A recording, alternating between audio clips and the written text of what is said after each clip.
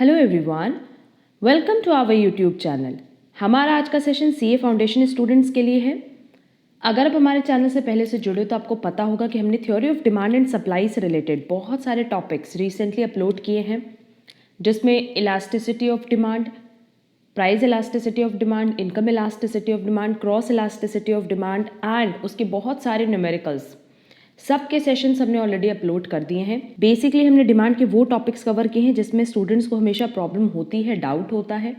And उसके बाद जो हमने एक एमसीक्यू सेशन अपलोड किया है related to theory of demand and supply, वो भी आप लोगों के लिए इक्वली इंपॉर्टेंट है, क्योंकि आप देखोगे ना तो एमसीक्यूज़ वहीं से बनते हैं एग्जाम में। अगर आपने सारे एमसीक्यूज़ की क्लास कर ली, जो भी हम theory of demand and supply से रिलेटेड अपलोड करेंगे, तो आपको कोई भी प्रॉब्लम नहीं होने वाली है इस पर्टिकुलर चैप्टर में। अब अगर हम लोग सीए फाउंडेशन की बात करें ना, तो सीए फाउंडेशन में theory of demand and supply से रिलेटेड इकोनॉमिक्स में बहुत सारे क्वेश्चंस कवर करता है। तो ये चैप्टर बहुत ज़्यादा इंपॉर्टेंट है एग्जाम पॉइंट ऑफ व्यू से। और आज का जो हमारा डिस्कशन है वो स्टडी मैट के एमसीक्यूज़ पे है। स्टडी मैट में theory of demand and supply जहाँ एंड हो रहा है वहाँ ये एमसीक्यूज़ दिए गए हैं। होपफुली सबके पास अपडेटेड स्टडी मटेरियल होगा। अगर स्टडी मटेरियल नहीं है तो आप आईसीआई की वेबसाइट से डाउनलोड कर सकते हो। तो चलो फिर हम लोग आज का सेशन स्टार्ट करते हैं, जहाँ हम लोग एमसीक्यूज़ पे डिस्कशन करने वाले हैं related to theory of demand and supply. अच्छा, एक और इम्पॉर्टेंट पॉइंट कि अगर आप लोगों को किसी भी टॉपिक में अब भी प्रॉब्लम है, डाउट है, तो आप कमेंट बॉक्स में कमेंट करके पूछ सकते हो। हम उस टॉपिक की भी क्लास इंडिविजुअली अपलोड कर देंगे। एंड सेकेंड इंपॉर्टेंट पॉइंट कि हमारा जो सेकेंड चैनल है रिलेटेड टू स्टैटिस्टिक्स, उस पर आपको सीए फाउंडेशन से रिलेटेड सारे चैप्टर्स मिल जाएंगे, जहां हमने उस पर डिटेल डिस्कशन किया है और बहुत सारे एमसीक्यूज़ डिस्कस किए हैं। अगर वो एमसीक्यूज़ की आप प्रैक्टिस कर लोगे तो इस बात की गारंटी है कि उसके अलावा एग्जाम में आपको कोई भी एक्स्ट्रा या न्यू क्वेश्चन नहीं मिलेगा। हमारे सेकेंड चैनल की लिंक भी आपको डिस्क्रिप्शन बॉक्स में दी गई है। अब चलो हम लोग अपना आज का डिस्कशन स्टार्ट करते हैं, जहाँ हमारे पास सबसे पहला क्वेश्चन है demand for a commodity refers. अब देखो, अगर डिमांड फॉर अ कमोडिटी की बात करें तो बेसिकली इसमें तीन चीज़ें होती हैं। पहली हमारी डिज़ायर होनी चाहिए कि हमें वो पर्टिकुलर प्रोडक्ट खरीदने का मन हो। दूसरा उसको खरीदने के लिए मीन्स हो। मतलब अगर मान लो हम किसी एक पर्टिकुलर शॉप पे खड़े होकर के किसी एक पर्टिकुलर प्रोडक्ट के बारे में सोच रहे कि ये प्रोडक्ट हमें चाहिए, तो वो जितने भी पैसे का हो वो हमारे पास अवेलेबल होना चाहिए। अब इफ़ इन केस मान लो 50 रुपीज़ का एक प्रोडक्ट देख रहे हो खड़े होकर के मार्केट में, बट आपके पॉकेट में 50 रुपीज़ नहीं है, तो फिर तो वो डिमांड नहीं कहलाएगी ना, वो तो आप सिर्फ डिज़ायर कर रहे हो, आप सिर्फ सोच रहे हो कि काश ये प्रोडक्ट हम परचेज़ कर पाते। नहीं, अगर हम डिमांड की बात करें तो डिमांड में डिज़ायर तो होना चाहिए, मतलब आपका मन होना चाहिए वो प्रोडक्ट परचेज़ करने का, बट साथ ही साथ आपके पास उस पर्टिकुलर प्रोडक्ट को परचेज़ करने के लिए मीन्स भी होना चाहिए, that is money. And last, पैसा तो है ठीक है, बट विलिंगनेस भी हो, मतलब हम रेडी टू परचेज हों कि हम वो पैसा इन्वेस्ट करके तुरंत अपने पॉकेट से वो 50 रुपीज़ निकाल करके शॉपकीपर को दे सके। अगर ये तीनों चीज़ अवेलेबल है तब हम उसको कहते हैं डिमांड। क्लियर? अब गिवन ऑप्शन में देखते हैं, लिखा है desire backed by ability to pay the commodity, need for the commodity and willingness to pay for it, the quantity demanded of that commodity at a certain price, the quantity of the commodity demanded at a certain price during any particular period of time। Correct answer क्या होगा? D, क्योंकि अगर हम लोग demand की बात करें तो डिमांड मतलब किसी एक पर्टिकुलर कमोडिटी की, एक पर्टिकुलर प्रोडक्ट की जो डिमांड है एक फिक्स्ड प्राइस पे, मतलब सर्टेन प्राइस पे, वो भी एक पर्टिकुलर टाइम पीरियड में। क्यों? क्योंकि अगर हम लोग अलग अलग टाइम पीरियड की बात करें तो ये प्राइस चेंज भी हो सकता है। तो डिमांड जब हम लोग कैलकुलेट करते हैं ना, तो डिमांड के कैलकुलेशन के लिए एक पर्टिकुलर प्राइस होनी चाहिए और एक पर्टिकुलर पीरियड ऑफ टाइम के लिए होनी चाहिए। क्लियर? तो करेक्ट आंसर क्या होगा? डी। अब देखो, ए क्यों नहीं होगा? क्योंकि इसमें डिज़ायर है, एबिलिटी मतलब मीन्स भी है, बट विलिंगनेस नहीं है। बी में देखो, नीड फॉर द कमोडिटी, ज़रूरत है, विलिंगनेस है, बट मेरे पास उतना पैसा ही नहीं, मीन्स ही नहीं है उसको इन्वेस्ट करने के लिए। क्लियर? तो करेक्ट ऑप्शन होगा D. Next, contraction of demand is a result of. अब अगर हम लोग डिमांड के पॉइंट ऑफ व्यू से बात करें ना, तो डिमांड के कई सारे फैक्टर्स हैं जो डिमांड को अफेक्ट करते हैं। सबसे पहला फैक्टर है प्राइस ऑफ प्रोडक्ट, दूसरा है price of related goods, then income of consumer, then taste and preferences and expectation. तो जब हम डिमांड की बात करते हैं प्राइस के रेफरेंस में, तब हम बात करते हैं contraction of demand and expansion of demand की। अगर इस टॉपिक में भी आप लोगों को प्रॉब्लम हो तो बताना, इस टॉपिक की भी हम इंडिविजुअल क्लास अपलोड कर देंगे। एंड जब डिमांड अफेक्ट होता है बाकी फैक्टर्स से रिलेटेड, जैसे price of related goods, income of consumer, taste and preference, expectation, तो उस केस में जो हमारा डिमांड कर्व है वो इंक्रीज या डिक्रीज होता है। क्लियर? तो यहाँ टर्म क्या यूज़ किया? कॉन्ट्रैक्शन। यहाँ बता दें कि एक्सपेंशन, नाम से समझ में आ रहा है एक्सपैंड होना, बढ़ना। तो जब डिमांड इंक्रीज होता है, मतलब प्राइस फॉल हो रहा होगा तो डिमांड इंक्रीज हो रहा होगा, तो उसको हम कहेंगे एक्सपेंशन। और कॉन्ट्रैक्शन, कॉन्ट्रैक्ट होना, सिकुड़ना, तो इसका तो ये तब होता है जब प्राइस इंक्रीज होता है, क्योंकि प्राइस और डिमांड में रिलेशन है, इन्वर्स रिलेशन। तो अगर प्राइस इंक्रीज होगा तो डिमांड क्या होगा? डिक्रीज, और उसको हम बोलेंगे contraction. Clear? But expansion and contraction किसकी वजह से होगा? क्योंकि हमारे पर्टिकुलर प्रोडक्ट की प्राइस में चेंज हो रहा है और बाकी फैक्टर्स क्या है? कांस्टेंट। तो ऑप्शन देखते हैं, decrease in number of consumers, no. Increase in the price of the good concerned, increase in the prices of other goods, no. Decrease in the income of purchasers. अगर A C D ये तीन option देखें तो ये other factors है, और other factors के case में कभी भी एक्सपेंशन और कॉन्ट्रैक्शन नहीं होगा, बल्कि इंक्रीज और डिक्रीज इन डिमांड कर्व होगा। तो क्योंकि हमारा डिमांड कॉन्ट्रैक्ट हो रहा है, मतलब डिमांड फॉल हो रहा है, तो नो डाउट प्रोडक्ट की प्राइस क्या हो रही होगी? इंक्रीज। तो करेक्ट आंसर होगा B, increase in the price of the good concerned. Next, all but one of the following are assumed to remain the same while drawing an individual's demand curve for a commodity. Which one is it? अब अगर हम लोग बात कर रहे हैं demand curve की, तो डिमांड कर्व मतलब सिंपली क्या रिप्रेजेंट कर रहा है? कर्व। एंड ये डिमांड शेड्यूल होता है। तो डिमांड शेड्यूल क्या होता है? टैबुलर प्रेजेंटेशन होता है, जहाँ पे हम प्राइस और डिमांड को टेबल फॉर्म में प्रेजेंट करते हैं। क्लियर? दो टर्म का ध्यान रखना, एक होता है शेड्यूल, शेड्यूल होता है टैबुलर प्रेजेंटेशन, और एक होता है कर्व, जो कि होता है ग्राफिकल और डायग्रामेटिकल प्रेजेंटेशन। अब जब भी हम बात करते हैं इंडिविजुअल डिमांड कर्व की या मार्केट डिमांड कर्व की, तो यहाँ पे दो फैक्टर्स होते हैं। तो यहाँ पे डिमांड चेंज होता है किसकी वजह से? Due to change in its price. मतलब बाकी फैक्टर्स क्या रहेंगे? Remain constant. सबको पता है लॉ ऑफ डिमांड यही ना बोलता है कि बाकी सारे फैक्टर्स क्या है? Ceteris paribus, other things remaining same. Demand किसकी वजह से चेंज हो रहा है? Due to change in its price. तो चाहे इंडिविजुअल डिमांड कर्व की बात करो, चाहे मार्केट डिमांड कर्व की बात करो, हमें जो प्रेजेंटेशन करते हैं इंडिविजुअल डिमांड कर्व का और मार्केट डिमांड कर्व का, तो यहाँ डिमांड किससे अफेक्ट होता है? सिर्फ उसकी पर्टिकुलर प्रोडक्ट की प्राइस से। ऑप्शन देखते हैं, the preference of the individual, his monetary income, price of the commodity, price of related goods. Correct answer होगा C. Next, which of the following pairs of goods is an example of substitutes. हमने बताया हुआ है कि substitutes क्या है और उसके एग्जाम्पल भी दिए हैं। एज पर गिवन ऑप्शन करेक्ट आंसर होगा टी एंड कॉफ़ी, क्योंकि अगर हम लोग बात करें टी एंड शुगर की, तो ये दोनों साथ चलता है, ये कॉम्प्लीमेंट्री है। पेन एंड इंक कॉम्प्लीमेंट्री है, शर्ट एंड ट्राउजर्स कॉम्प्लीमेंट्री है। Next, in the case of a straight line demand curve meeting the two axes, the price elasticity of demand at the midpoint of the line would be। अब इस पे भी हमने detail discussion किया है, point method कह लो, ये geometrical method कह लो। मिड पॉइंट पे ED इज इक्वल टू होगा 1, तो करेक्ट आंसर होगा B. Next, the law of demand assuming other things remain constant establishes the relationship between. No doubt ये किसके बीच में रिलेशनशिप फाइंड आउट करता है? प्रोडक्ट की प्राइस में एंड प्रोडक्ट की डिमांड में। ऑप्शन देखते हैं, इनकम, इनकम तो होगा ही नहीं लॉ ऑफ डिमांड के केस में। Price of good and the quantity demanded, price of a good and the demand for its substitute, quantity demanded of a good and relative prices of its complementary good. हम यहाँ किसकी बात कर रहे हैं? जिस प्रोडक्ट की प्राइस की बात करें उसी प्रोडक्ट की डिमांड की भी बात करें, तो करेक्ट आंसर होगा B, price of a good and the quantity demanded. Next, identify the factor which generally keeps a price elasticity of demand for a good low. मतलब हमारा ED कम है, दैट इज लेस देन 1 है। Variety of uses for that good. अब देखो अगर उस particular good के लिए बहुत सारे यूजेस होंगे, तो नो डाउट प्राइस के थोड़ा सा डिक्रीज होने से हमारी डिमांड ज़्यादा इंक्रीज होगी, तो इस केस में क्या होगा? ED is greater than 1। Next है very low price of a commodity. अब अगर लो प्राइस है तो बेसिकली वो क्या हो गया? इन्फीरियर गुड्स हो गया।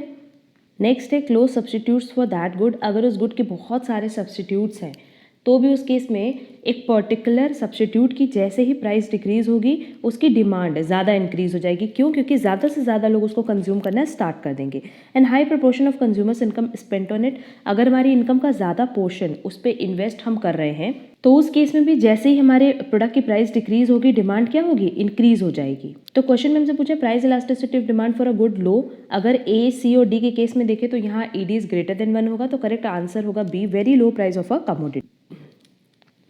Next, identify the coefficient of price elasticity of demand when the percentage increase in the quantity of a good demanded is smaller than the percentage fall in its price. मतलब price में अगर 10% से change हो रहा है तो quantity demanded में सिर्फ 5% से चेंज हो रहा है, तो ये क्या है, ED is less than 1. Correct answer होगा सी. इस पे हमने डिटेल सेशन अपलोड किया हुआ है. Next, in the case of N inferior good the income elasticity of demand is, जैसे इन्फीरियर गुड की बात करता है तो इनकम के साथ उसका कैसा रिलेशन है, नेगेटिव रिलेशन है, क्योंकि अगर इनकम इंक्रीज होगी तो इन्फीरियर गुड्स की डिमांड डिक्रीज हो जाएगी. करेक्ट आंसर होगा C, negative. Next, if the demand for a good is inelastic की बात कर रहा है, that is ED is less than 1. An increase in its price will cause a total expenditure of the consumers of the goods to. अब total expenditure method भी हमने detail में discuss किया है कि अगर ईडी इज लेस देन 1 है तो उस केस में प्राइस और टोटल एक्सपेंडिचर का कैसा रिलेशन होगा, डायरेक्ट. अगर प्राइस इंक्रीज हो रही है तो टोटल एक्सपेंडिचर भी क्या होगा, इंक्रीज होगा, तो करेक्ट आंसर होगा B. Next, if regardless of changes in its price the quantity demanded of a goods remain unchanged, मतलब प्राइस इंक्रीज डिक्रीज हो रहा है पर क्वांटिटी डिमांडेड क्या है, अनचेंज्ड है, तो नो डाउट हमारा जो ग्राफ है वो इस तरीके से बनेगा, that is parallel to Y axis, और हम कह सकते हैं वर्टिकल. यहाँ ईडी क्या होगा, 0. करेक्ट आंसर होगा बी, वर्टिकल. इन सब टॉपिक्स पे हमने डिटेल में सेशंस अपलोड किए हुए हैं और सबकी लिंक आपको डिस्क्रिप्शन बॉक्स में मिल जाएगी. Next, suppose the price of Pepsi increases we will expect the demand curve of Coca Cola too. अब पेप्सी और कोका कोला के सब्स्टिट्यूट गुड्स है, तो जैसे ही पेप्सी की प्राइस बढ़ेगी लोग कोका कोला की डिमांड इंक्रीज कर देंगे. क्लियर. एंड कोका कोला की डिमांड किसकी वजह से इंक्रीज हुई है, due to change in other factors, मतलब प्राइस ऑफ रिलेटेड गुड्स में चेंज हुआ, इसीलिए कोका कोला की डिमांड चेंज हुई. बट क्या कोका कोला की प्राइस चेंज हुई है, नहीं. जिस पर्टिकुलर प्रोडक्ट के डिमांड की बात करें उस पर्टिकुलर प्रोडक्ट के प्राइस में तो कोई भी चेंज नहीं हुआ, तो उस केस में होगा क्या कि जो हमारा डिमांड कर्व बनेगा वो शिफ्ट कर जाएगा टुवर्ड्स राइटवर्ड. क्लियर. अभी ये टॉपिक हमने ऊपर बताया है कि अगर प्राइस में चेंज होने की वजह से डिमांड चेंज हो तब तो सेम डिमांड कर्व पे हमारा मूवमेंट होता है, आइदर अपवर्ड और डाउनवर्ड. उसको हम लोग expansion and contraction of demand कहते हैं. बट अगर किसी और फैक्टर में चेंज होने की वजह से हमारी डिमांड चेंज हो तो उस केस में हमारा जो डिमांड कर्व है आइदर शिफ्ट होगा राइटवर्ड और लेफ्टवर्ड. तो एज पर गिवन ऑप्शन करेक्ट आंसर होगा B, shift towards right, since these are substitutes. Next, all of the following are determinants of demand except. अभी ऊपर हमने डिटर्मिनेंट्स बताया था कि टेस्ट एंड प्रेफरेंस है, इनकम भी है, प्राइस ऑफ रिलेटेड गुड्स भी है, बट क्वांटिटी सप्लाइड डिमांड का डिटर्मिनेंट्स नहीं है, तो करेक्ट आंसर होगा B.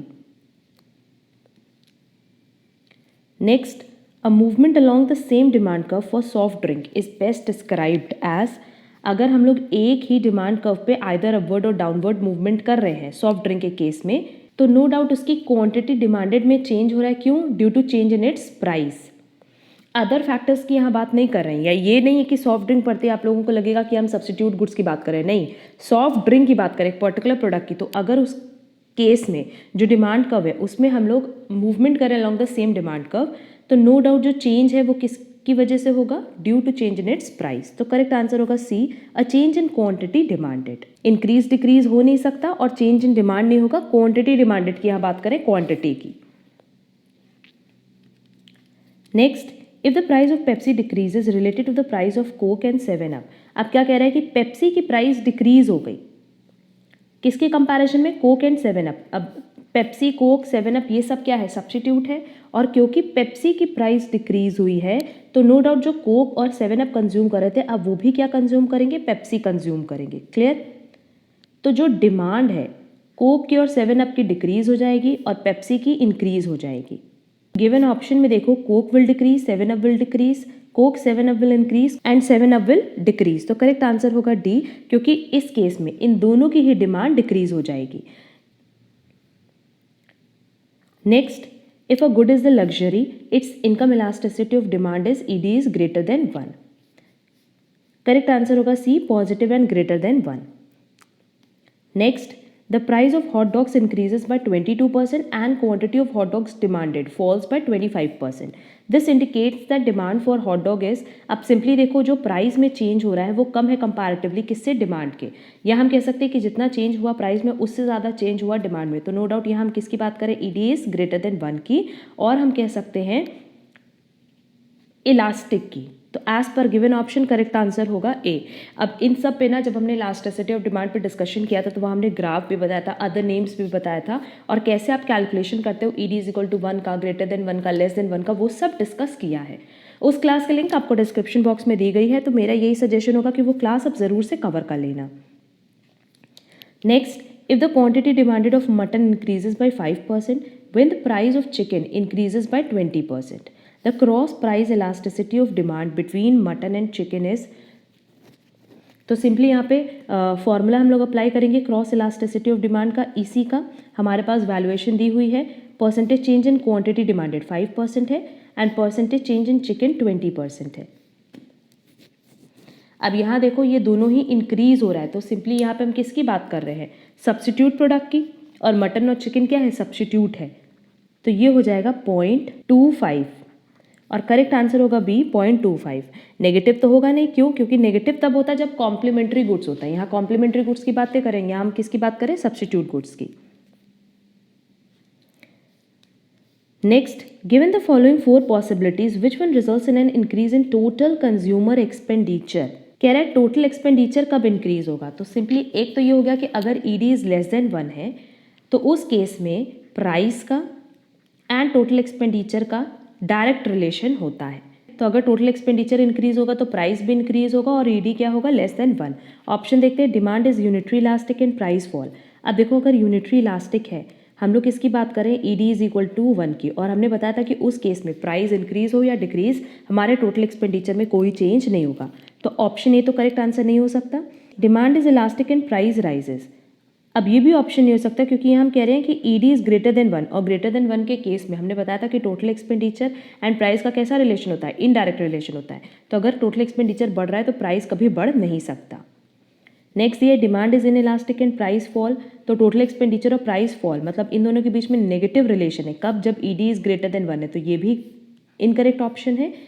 Demand is inelastic and price rises, correct answer होगा डी, क्योंकि इसमें यही चीज़ बोला है कि अगर ईडी इज लेस देन 1 है तो उस केस में नो डाउट टोटल एक्सपेंडिचर और प्राइस के बीच में कैसा रिलेशन होगा, डायरेक्ट, इसीलिए जब प्राइस राइज होगा तो टोटल एक्सपेंडिचर भी क्या होगा, राइज होगा, तो करेक्ट आंसर होगा D.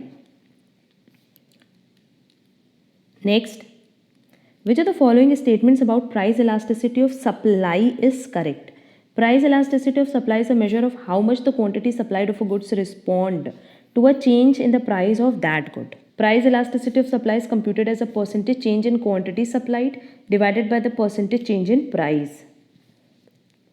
Price elasticity of supply in the long run would be different from that of the short run. ये तीनों ही करेक्ट स्टेटमेंट है, करेक्ट आंसर होगा D, all of the above. Next, which of the following is an incorrect statement?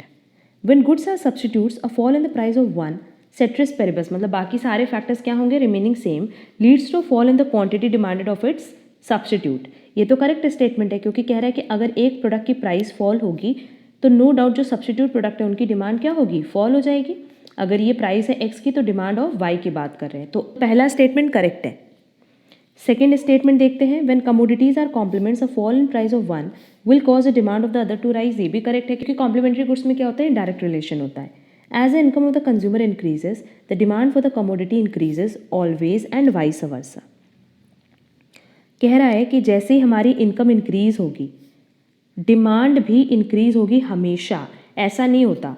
ये तो normal goods के case में demand increase होती है, बट अगर इन्फीरियर गुड्स की बात करें तो इन्फीरियर गुड्स के केस में डिमांड इंक्रीज नहीं होकर के डिक्रीज हो जाती है। लास्ट स्टेटमेंट है, when a commodity becomes fashionable people prefer to buy it and therefore its demand increases, ये भी करेक्ट स्टेटमेंट है। इनकरेक्ट स्टेटमेंट कौन सा है, सी, तो करेक्ट आंसर होगा सी।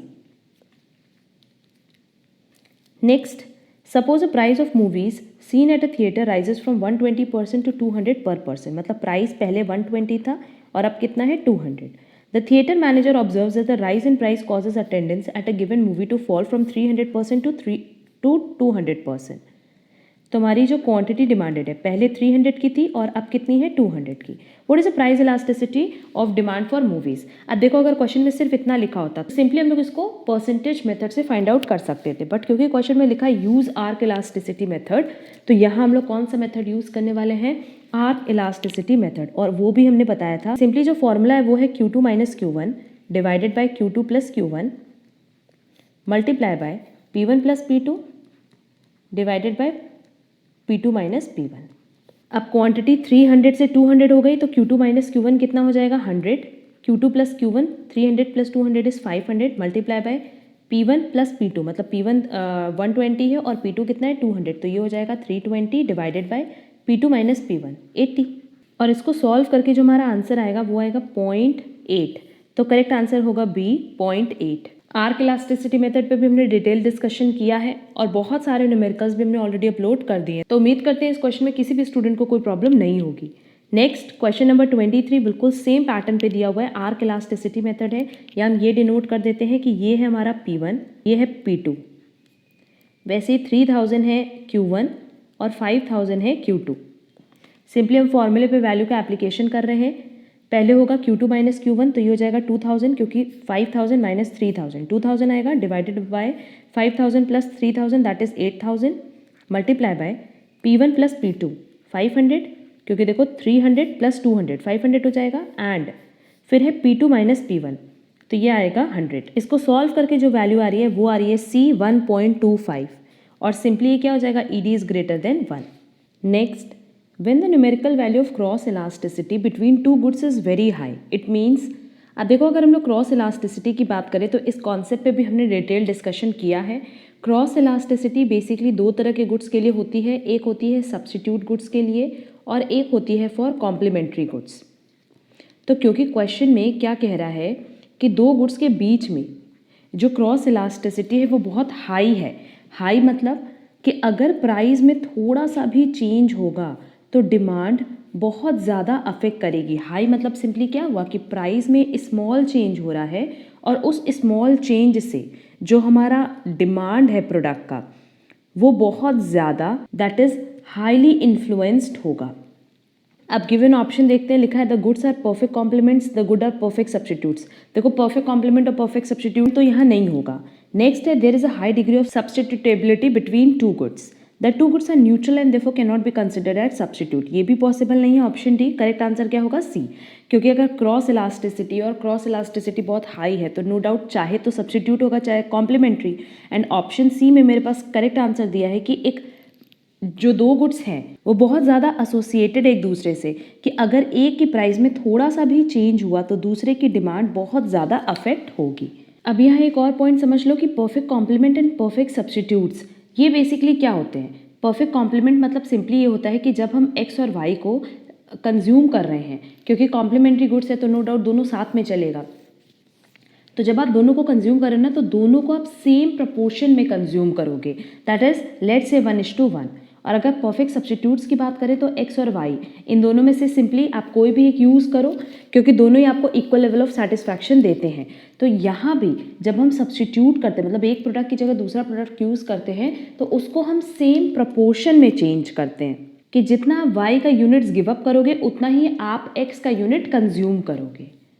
क्लियर। तो इसीलिए यहाँ पे perfect complement and perfect substitute नहीं होगा। क्यों? क्योंकि कह रहा है कि यहाँ क्रॉस इलास्टिसिटी हाई है और क्रॉस इलास्टिसिटी हाई होना मतलब सिंपली कि प्राइस में थोड़ा सा चेंज होने पे हमारा डिमांड बहुत ज़्यादा अफेक्ट हो रहा हो। तो होपफुली पॉइंट सबको अब क्लियर होगा। अब चलेंगे नेक्स्ट क्वेश्चन पे, क्वेश्चन नंबर 25।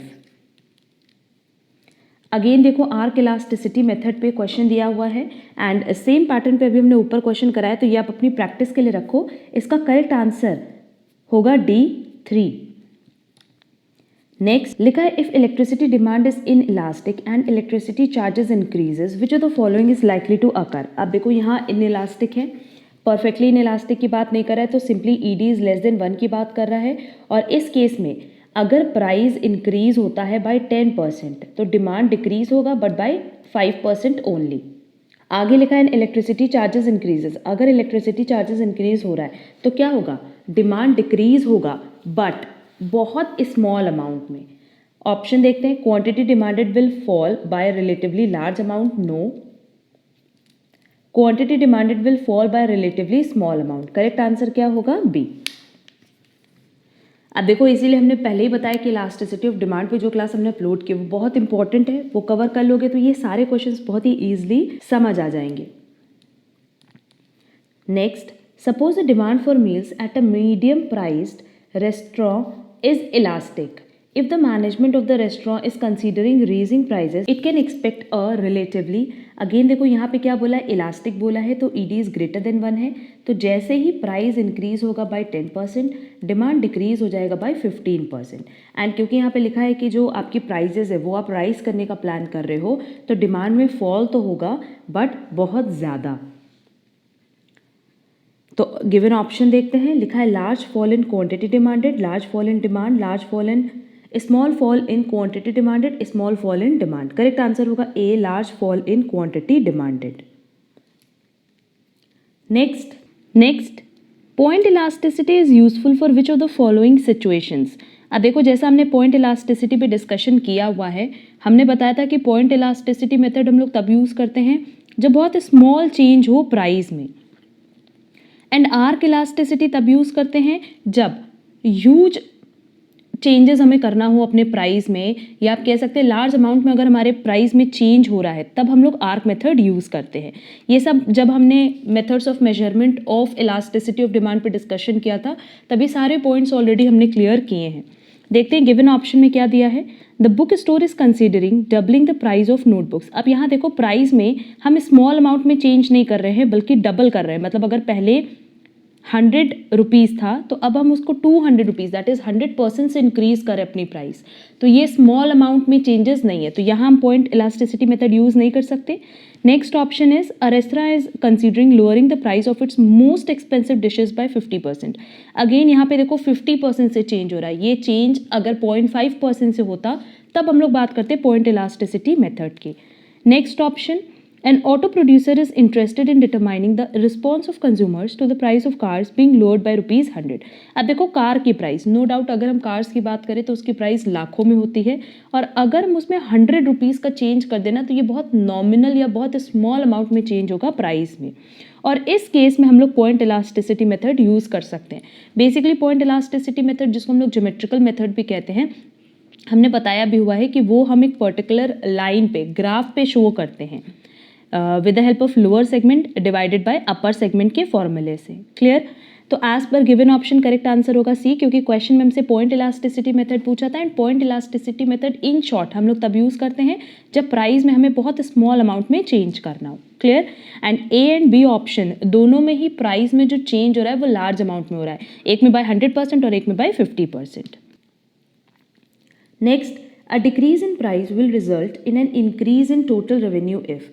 अब इस मेथड पे भी हमने डिटेल डिस्कशन किया हुआ है। बेसिकली टोटल एक्सपेंडिचर मेथड जो कि कंज्यूमर के पॉइंट ऑफ व्यू से होता है, वही टोटल रेवेन्यू मेथड प्रोड्यूसर के पॉइंट ऑफ व्यू से होता है।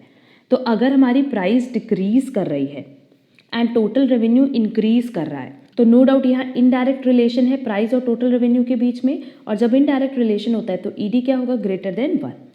गिवन ऑप्शन देखते हैं, the percentage change in quantity demanded is less than the percentage change in price, the percentage change in quantity demanded is greater than the percentage change in price, demand is inelastic, the consumer is operating along a linear demand curve at a point at which the price is very low and the quantity demanded is very high। अब देखो option C और option D तो होगा नहीं, क्योंकि demand is inelastic मतलब ED is less than 1 की बात कर रहा है, और जो क्वेश्चन दिया है उसमें हम किसकी बात करेंगे, ईडी इज ग्रेटर देन 1 की। अब अगर ईडी इज ग्रेटर देन 1 है तो इसका एक और रूल जो हम लोग जानते हैं कि अगर प्राइस 10% से चेंज होगा तो डिमांड 15% से चेंज होगा। क्लियर? तो इस कॉन्सेप्ट के अकॉर्डिंग करेक्ट आंसर होगा B, the percentage change in quantity demanded is greater than the percentage change in price. Next, an increase in price will result in an increase in total revenue. अब देखो अगर price और total revenue दोनों ही increase हो रहे हैं तो हम बात करें ईडी इज लेस देन 1 की, और ईडी इज लेस देन 1 में क्या होता है कि अगर प्राइस 10% से चेंज हुआ तो डिमांड भी चेंज होगा बट ओनली बाय 5%। ये सारे कॉन्सेप्ट्स हमने पहले ही एक्सप्लेन कर दिए हैं, और बहुत सारे स्टूडेंट्स को हमने देखा है ना कि इन क्वेश्चंस में प्रॉब्लम होती है जहाँ ऐसे स्टेटमेंट्स होते हैं तो आपको वो मगअप करना होता है। अगर आपने कॉन्सेप्ट क्लियर कर लिया ना तो सारे क्वेश्चंस आप बहुत ही ईजिली समझ पाओगे।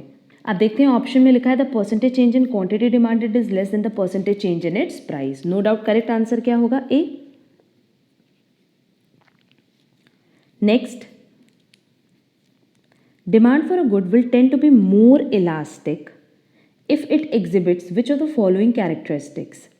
It represents a small part of the consumer's income. No, अगर consumer income का बहुत कम पार्ट उसमें invested है तो नो डाउट उस केस में ईडी इज ग्रेटर देन 1 तो नहीं हो सकता ना। मोर इलास्टिक मतलब क्या हुआ कि अगर प्राइस 10% से चेंज हो रहा है तो डिमांड 15% से चेंज हो।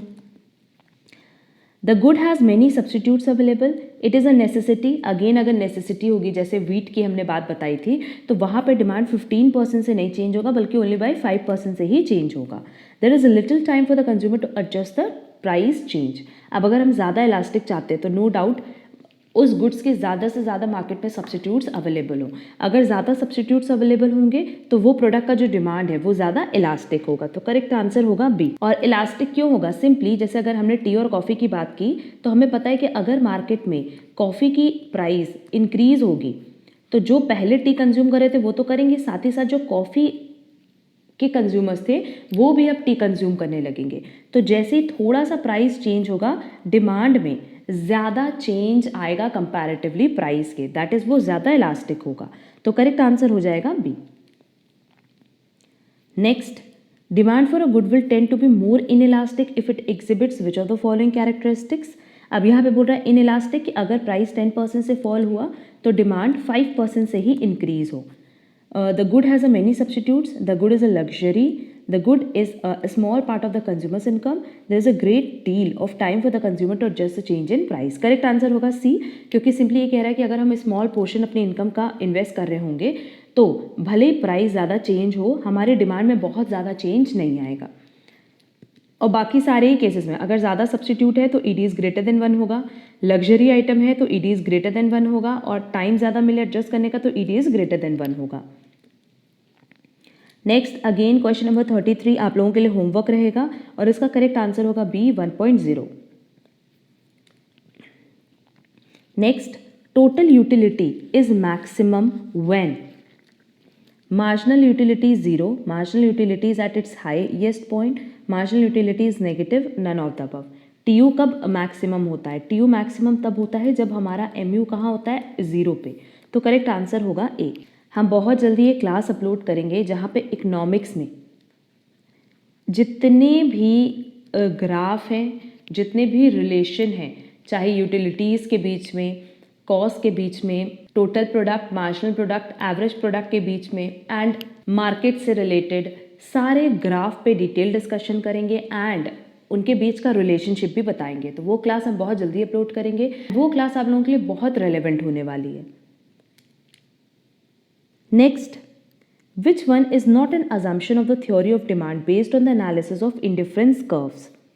Given a scale of preferences as between different combination of two goods, अगर indifference curve की बात करें तो ये हम दो goods की बात करते हैं। Diminishing marginal rate of substitution, diminishing marginal rate of substitution that is MRS भी काम करता है। Diminishing marginal utility of money, ये अजम्पशन नहीं है इंडिफरेंस कर्व का, and consumers would always prefer more of a particular good to less of it, other things remaining the same. तो no doubt A B D तो इसका assumption है but सी इसका assumption नहीं है। Next, an indifference curve slopes down towards right since more of one commodity and less of another result in. Simple सी बात है, अगर हम लोग इंडिफरेंस कर्व की बात करें तो इंडिफरेंस कर्व पे आप कोई भी पॉइंट सेलेक्ट करो, उसका रूल ही यही है कि आपको सेम लेवल ऑफ सेटिस्फैक्शन मिलेगा। अब क्योंकि यहाँ पे हम दो प्रोडक्ट की कॉम्बिनेशन की बात करते हैं तो अगर आप एक प्रोडक्ट का कंजम्पशन कम कर रहे हो तो नो डाउट साथ ही साथ आप दूसरे प्रोडक्ट का कंजम्पशन बढ़ा दोगे। क्यों? सो दैट आपको सेम लेवल ऑफ सेटिस्फैक्शन मिले। तो करेक्ट आंसर होगा A, same level of satisfaction. Next, suppose that workers in a steel plant manage to force a significant increase in their wage package. How would the new wage contract be likely to affect the market supply of steel, other things remaining the same? देखो simply होता क्या है ना कि अगर हम लोग supply और वेजेस की बात करें या लेबर की बात करें तो इनके बीच में इनडायरेक्ट रिलेशन होता है। वैसे तो हमें पता है कि सप्लाई के केस में क्या होता है, डायरेक्ट रिलेशन होता है प्राइस एंड सप्लाई के बीच में, बट वेजेस एंड सप्लाई के बीच में इनडायरेक्ट रिलेशन होता है। क्योंकि जो लेबर क्लास होते हैं ना उनका माइंड सेट यही होता है कि हमें पर डे लेट से 400 अर्न करना है, तो उनको पर डे सिर्फ 400 रुपये ही चाहिए होता है, उससे ज़्यादा उनको अर्न नहीं करना होता है। बेसिकली उनके लिए वेजेस अर्न करना तो ज़रूरी है बट उससे भी ज़्यादा ज़रूरी उनका कंफर्ट, उनका आराम है जिसको हम लोग लीजर कहते हैं। तो लेट से पहले वो 400 अर्न कर रहे थे और 3 दिन में वो टोटल अर्न कर रहे थे 1200। अब उनका वेजेस बढ़ करके 600 हो गया, तो ये 1200 अर्न करने में उनको कितना दिन लगेगा, सिर्फ 2 दिन। तो एक्स्ट्रा जो 1 दिन काम करना पड़ेगा ना, वो 1 दिन काम करके 600 अर्न करना पसंद नहीं करेंगे, बल्कि आराम करना पसंद करेंगे। क्लियर? तो जैसे ही वेजेस इंक्रीज होगा वैसे ही लेबर की जो सप्लाई है मार्केट में डिक्रीज हो जाएगी, और लेबर की सप्लाई अगर डिक्रीज होगी तो स्टील की सप्लाई भी डिक्रीज हो जाएगी। तो करेक्ट आंसर क्या होगा, supply curve will shift to the left, that is correct answer होगा A. Next, which of the following statement is incorrect. पढ़ते हैं कौन कौन सा स्टेटमेंट दिया है। First is an indifference curve must be downward sloping to the right, ये तो करेक्ट है। Convexity of a curve implies that the slope of the curve diminishes as one moves from left to right, ये भी correct है। The income elasticity for inferior goods to a consumer is positive, कभी नहीं। अगर income elasticity की बात करें तो इन्फीरियर गुड्स के लिए नेगेटिव होता है और बाकी normal goods, luxury goods and necessity goods के लिए पॉजिटिव होता है। तो करेक्ट आंसर होगा सी। लास्ट लिखा है the total effect of a change in the price of a good on it's quantity demanded is called the price effect. तो बाकी तीनों स्टेटमेंट तो करेक्ट है, सी इनकरेक्ट है। तो करेक्ट आंसर भी क्या होगा, C. Next, the successive units of stamps collected by a little boy give him greater and greater satisfaction. This is clear case of operation of the law of demand, consumer surplus enjoyed in hobbies and rare collections, exception to the law of diminishing utility, none of the above. अब देखो ये चीज़ कह रहा है कि अगर एक little boy के पॉइंट ऑफ व्यू से बात करें तो जितना स्टैम्प्स होता है ना, बचपन में हम लोग को कुछ ना कुछ कलेक्ट करने का हॉबी रहता था, तो अब ज़्यादा से ज़्यादा स्टैम्प आप कलेक्ट करोगे और आपको ज़्यादा से ज़्यादा सेटिस्फैक्शन मिलेगा। तो ये क्या है, law of diminishing marginal utility क्या कहता है कि जैसे जैसे आप एक्स्ट्रा यूनिट कंज्यूम करते जाओगे आपको सेटिस्फैक्शन लेवल आपका कम होता जाएगा। तो ये पॉइंट या ये एग्जांपल आप कह सकते हो क्या है, exception to the law of diminishing marginal utility, क्योंकि यहाँ पे आपका सेटिस्फैक्शन कम नहीं हो रहा है बल्कि इंक्रीज हो रहा है। Next, what will happen in the rice market if buyers are expecting higher rice prices in the near future? अगर आपको पता है कि नियर फ्यूचर में राइस की प्राइस बढ़ेगी तो नो डाउट आप आज ही उसका कंजम्पशन इंक्रीज कर दोगे। करेक्ट आंसर होगा ऑप्शन देखते हैं, the demand for rice will increase and demand का will shift to the right. Correct answer ही ए होगा, क्योंकि डिमांड भी इंक्रीज होगी एंड क्योंकि यहाँ पे प्राइस की वजह से डिमांड इंक्रीज नहीं हो रही है, अदर फैक्टर्स की वजह से हो रही है, तो जो हमारा डिमांड कर्व है वो किधर शिफ्ट होगा, towards rightward. Clear?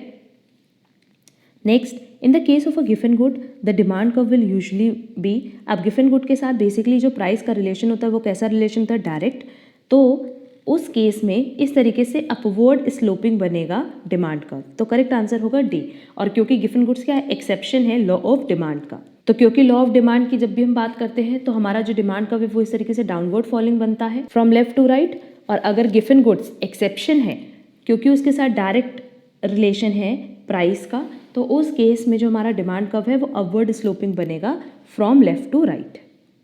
Next, by consumer surplus economics means the area inside the budget line above the price of the commodity, the area between the average revenue and marginal revenue curves, the difference between the maximum amount a person is willing to pay for a good and its market price. Correct answer C होगा, क्योंकि consumer surplus मतलब होता है, let's say हम market में गए और कोई प्रोडक्ट हम 10 रुपीज़ तक परचेज करने के लिए रेडी हैं, बट वो हमें मार्केट में मिला, बट वो प्रोडक्ट हमें मार्केट में सिर्फ 7 रुपये में मिला, तो ये जो 3 रुपये मेरा बचा ये क्या है, consumer surplus. Next, which of the following is a property of an indifference curve? It is convex to the origin due to diminishing marginal rate of substitution, ये करेक्ट है। MRS की वजह से ही ये कॉन्वेक्स होता है टू द ओरिजिन। नेक्स्ट है the marginal rate of substitution is constant as you move along an indifference curve, नहीं वो डिमिनिश होता है। Marginal utility is constant as you move along an indifference curve. Total utility is greatest when the budget line cuts the indifference curve. Last 3 point correct नहीं है, basically convex होता है to the origin, क्यों, due to diminishing marginal rate of substitution. तो correct answer होगा A. Next, when economist speak of the utility of a certain good they are referring to, simply utility का मतलब होता है satisfaction, जो कि option C में दिया है, the expected satisfaction derive from consuming the good. Next, a vertical supply curve parallel to y-axis implies that the elasticity of supply is parallel to y-axis बोला है, तो सिंपली ES क्या हो जाएगा, 0। करेक्ट आंसर होगा ए, 0। अब हमने इलास्टिसिटी ऑफ डिमांड पे डिस्कशन किया, अगर इलास्टिसिटी ऑफ डिमांड सबको समझ में आया है तो इलास्टिसिटी ऑफ सप्लाई बिल्कुल सेम पैटर्न पे चलेगा। तो बहुत ही ईजिली इलास्टिसिटी ऑफ सप्लाई से रिलेटेड आप सारे क्वेश्चन सॉल्व कर पाओगे। Next, for a normal good with a downward sloping demand curve. अब अगर नॉर्मल गुड की बात करें, और क्योंकि क्वेश्चन में प्राइस इलास्टिसिटी और इनकम इलास्टिसिटी है, तो प्राइस इलास्टिसिटी के साथ हमेशा नेगेटिव रिलेशन होगा एंड इनकम इलास्टिसिटी के साथ पॉजिटिव। ये सब का कॉन्सेप्ट हमने ऑलरेडी डिस्कस किया भी हुआ है। और चारों ऑप्शन में से करेक्ट आंसर होगा डी कि price elasticity of demand is negative and income elasticity क्या होगा, positive. Next, an increase in the supply of good is caused by, देख लेते हैं कि कौन कौन से फैक्टर्स दिया है। Improvements in its production technology, fall in the price of other goods which can be produced using the same units, fall in the prices of factors of production used in its production, all of the above. Correct answer क्या होगा, D, all of the above, क्योंकि supply बढ़ने का ये तीनों ही कारण होते हैं, तीनों ही फैक्टर होते हैं। Next, elasticity of supply refers to the degree of responsiveness of supply to a good changes in its price. No doubt यहाँ पे हम लोग क्या बात कर रहे हैं, इलास्टिसिटी ऑफ सप्लाई की, और जनरली जब कुछ मेंशन नहीं होता तो हम यही मानते हैं कि सप्लाई का किसके साथ रिलेशन देखा जा रहा है, प्राइस के साथ। Next, a horizontal supply curve parallel to quantity axis implies that the elasticity of supply is, अब हमें पता है कि जो क्वांटिटी एक्सिस है वो कौन सा एक्सिस होता है, एक्स एक्सिस, उसके पैरेलल जब हम लोग कर्व बना रहे हैं तो ई एस क्या हो जाएगा, इन्फिनिटी। करेक्ट आंसर होगा B, infinity. Next, contraction of supply is a result of, देखो कॉन्ट्रैक्शन टर्म मतलब होता है कि सप्लाई कॉन्ट्रैक्ट होना, घटना। तो सप्लाई कब डिक्रीज होती है, जब प्राइस डिक्रीज होती है। क्यों, क्योंकि यहाँ पे प्राइस और सप्लाई के बीच में डायरेक्ट रिलेशन होता है एंड प्राइस एंड डिमांड के बीच में इनडायरेक्ट रिलेशन। तो एज पर गिवन ऑप्शन करेक्ट आंसर होगा B, decrease in the price of the goods concerned. Clear. यहाँ पे अगर इंक्रीज इन सप्लाई और डिक्रीज इन सप्लाई दिया होता तब हम लोग अदर फैक्टर्स के टर्म्स में बात करते और हमारा प्राइस क्या होता, कांस्टेंट होता। Next, conspicuous goods are also known as prestige goods, snob goods, Veblen goods. Correct answer होगा D, all of the above. Next, the quantity purchased remains constant irrespective of the change in income. This is known as, अगर quantity purchase में कोई change नहीं आ रहा है, फिर भले income increase हो या डिक्रीज, तो सिंपली यहाँ पे क्या हो जाएगा, zero income elasticity of. Next, as income increases the consumer will go in for superior goods and consequently the demand for inferior goods will fall. This means inferior goods have, ये तो clear है कि income के साथ inferior goods का कैसा relation होता है, इनडायरेक्ट रिलेशन, और हम कह सकते हैं negative relation.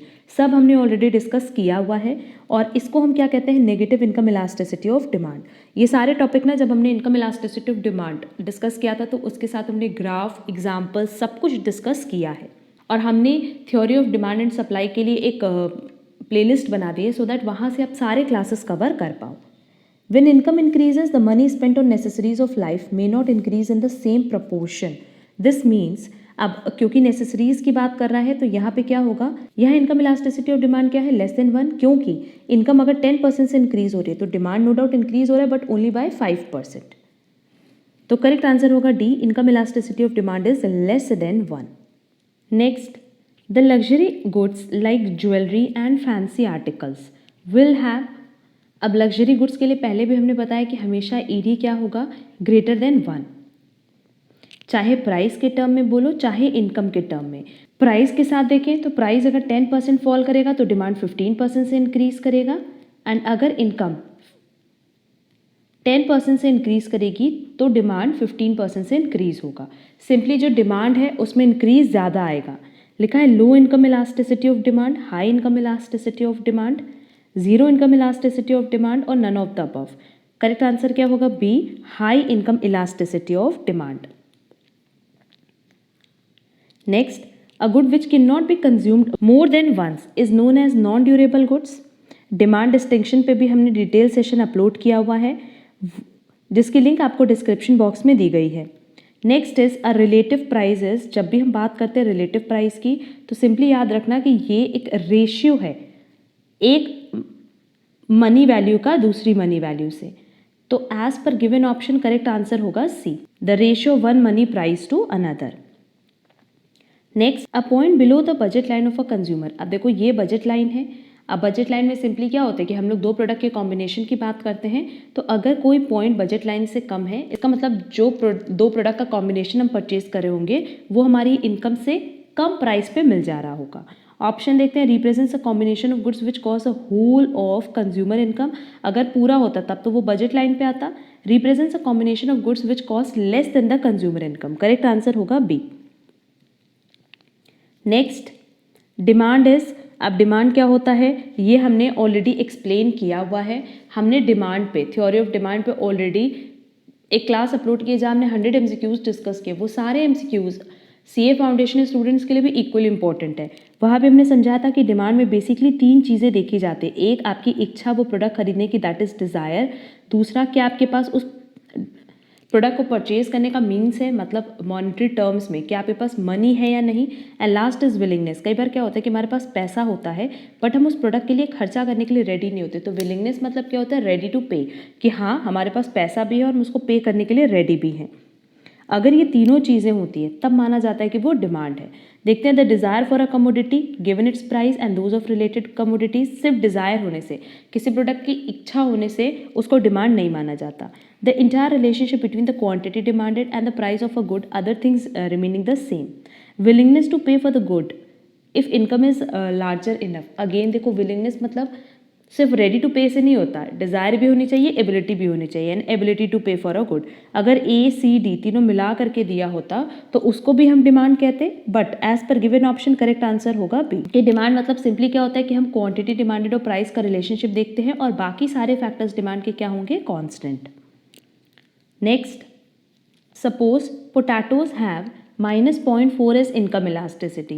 We can say from the given data that जब भी माइनस आ गया इनकम इलास्टिसिटी में तो हम किसकी बात कर रहे हैं, इन्फीरियर गुड्स की। तो करेक्ट आंसर होगा सी, कि पोटैटोज किस तरह का गुड्स हैं, इन्फीरियर गुड्स।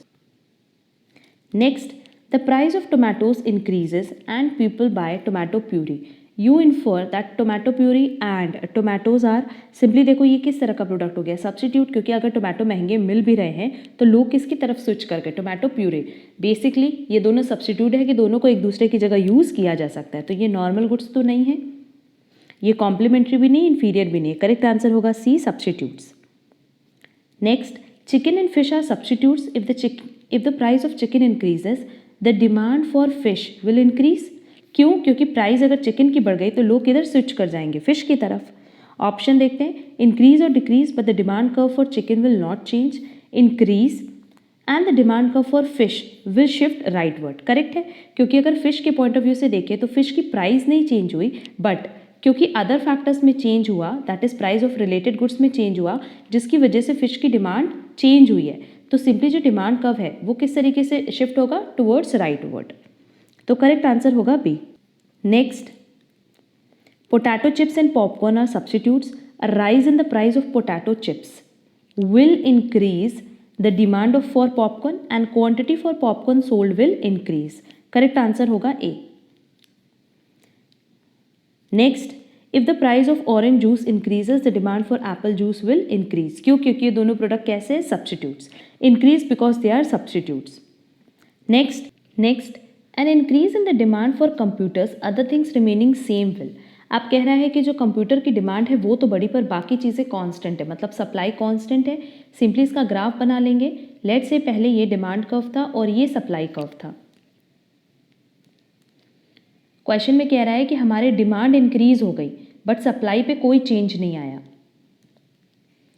अब पहले इक्विलिब्रियम प्राइस इतनी थी और इक्विलिब्रियम क्वांटिटी इतनी थी।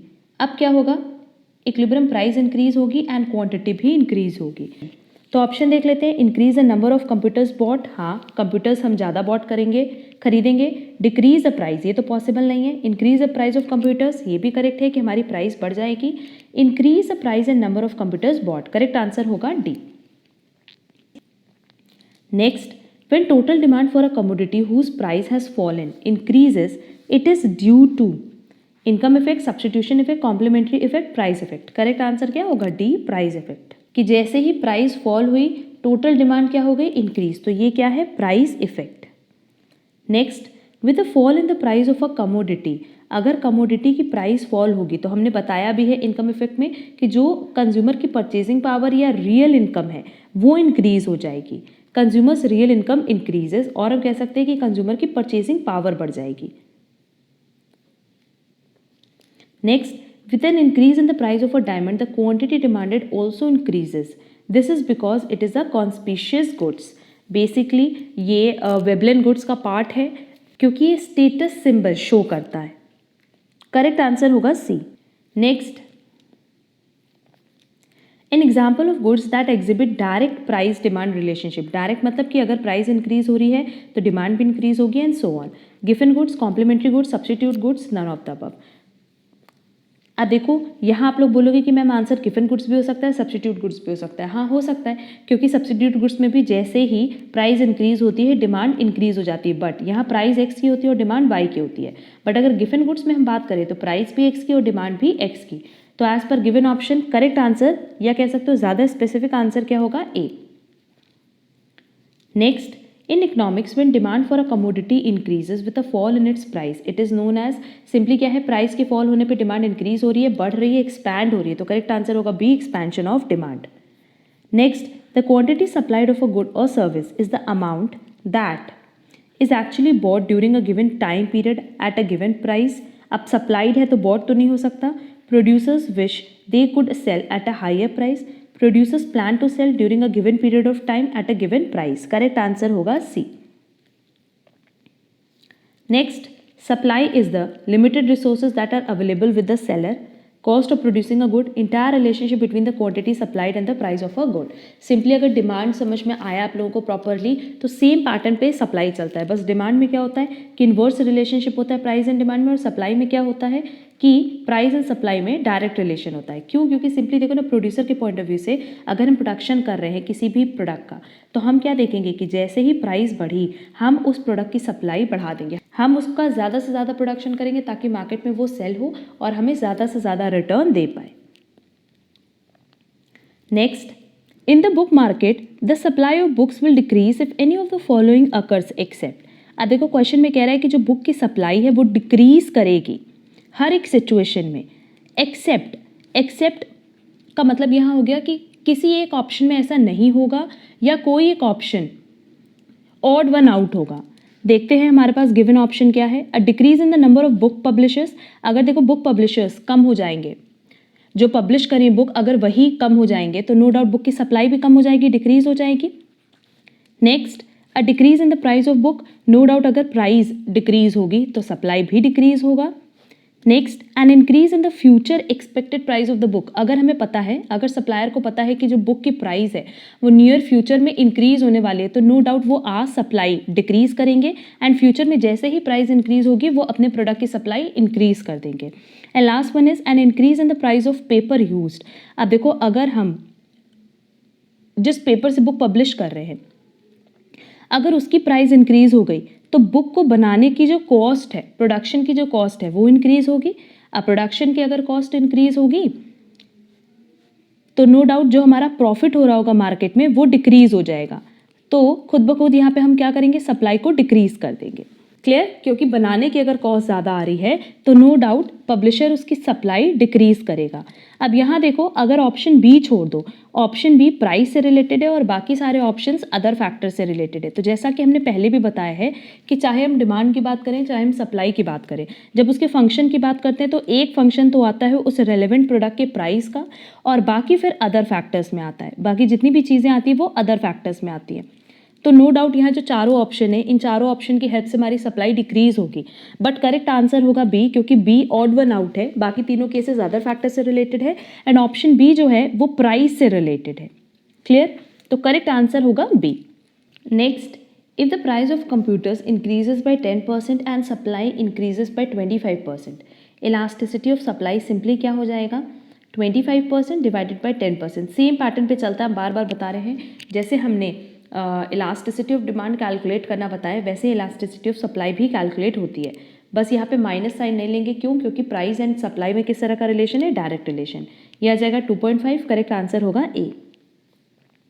Next, an increase in the number of sellers of bikes will increase the price of a bike, demand for bike, supply of bike, demand for helmets. जैसे number of seller increase होंगे वैसे ही market में उसकी supply increase हो जाएगी। तो correct answer होगा सी।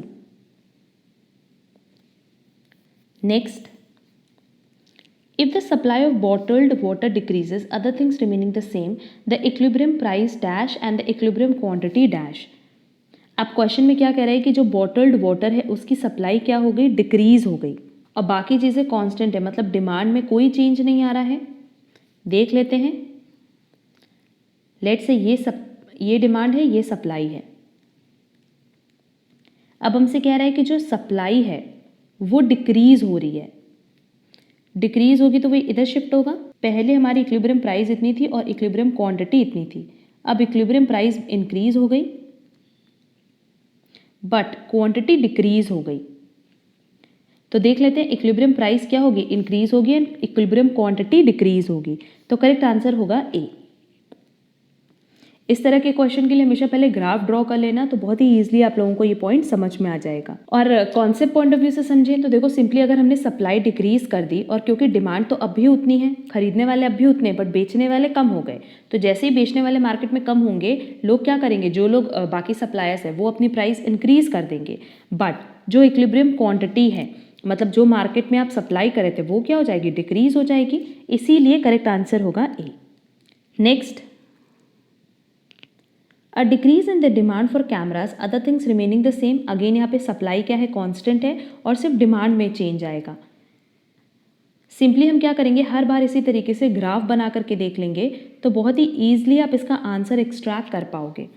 Concept से भी चल सकते हैं, बट एग्जाम में अगर ये ग्राफ आप बना लेते हो ना तो तुरंत आप आंसर एक्सट्रैक्ट कर लोगे। अब देखो, डिमांड और सप्लाई कब हमने बना दिया, अब क्योंकि क्वेश्चन में कह रहा है कि जो हमारी डिमांड है वो डिक्रीज हो रही है, तो ये डिमांड डिक्रीज हो गई। पहले इक्विलिब्रियम प्राइस इतनी थी और क्वांटिटी इतनी थी, अब इक्विलिब्रियम प्राइस डिक्रीज हो गई और क्वांटिटी भी डिक्रीज हो गई। लिखा है increase the number of cameras bought, no. Decrease the price, ये करेक्ट है, but increase the number of cameras bought, no.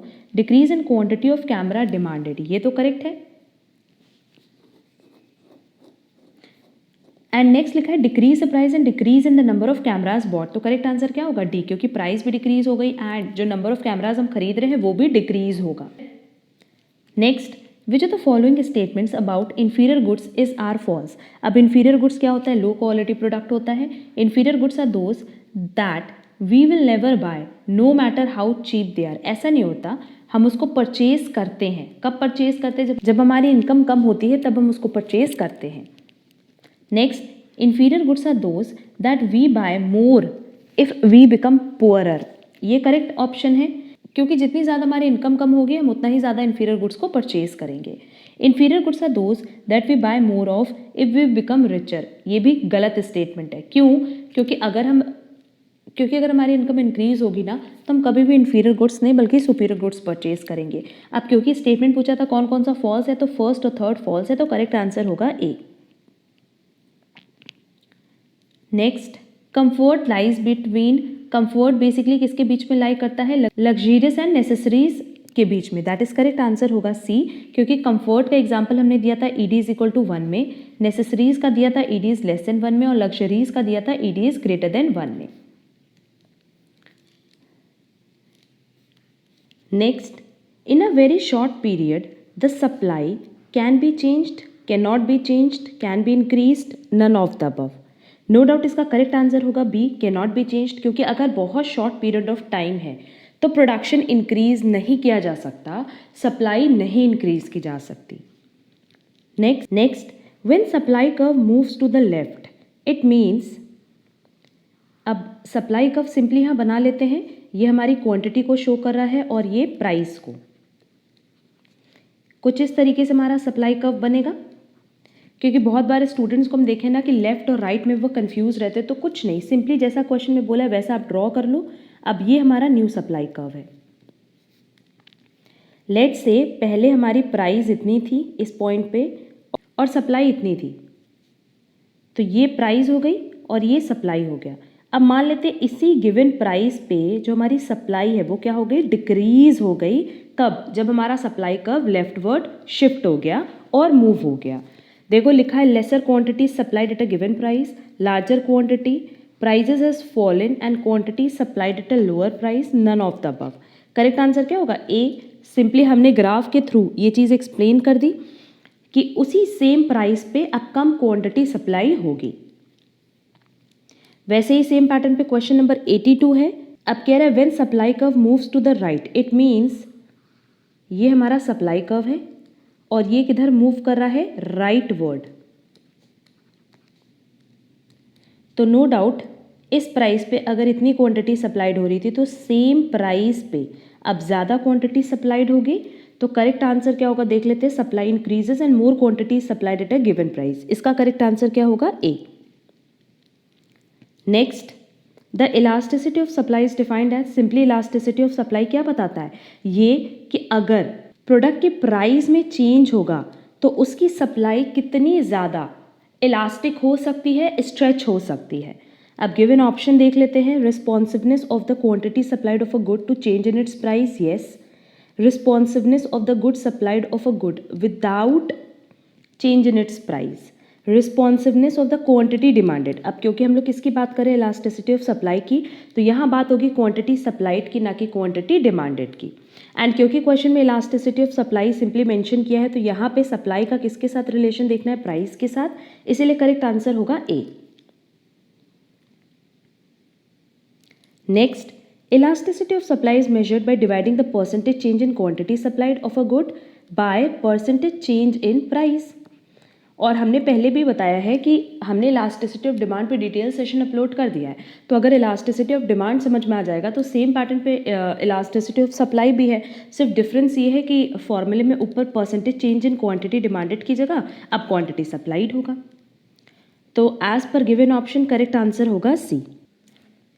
Next, elasticity of supply zero means, simple है, अगर इलास्टिसिटी ऑफ सप्लाई जीरो की बात कर रहे हैं तो ये बात कर रहा है एक सप्लाई कर्व की जो कि पैरेलल है to Y axis.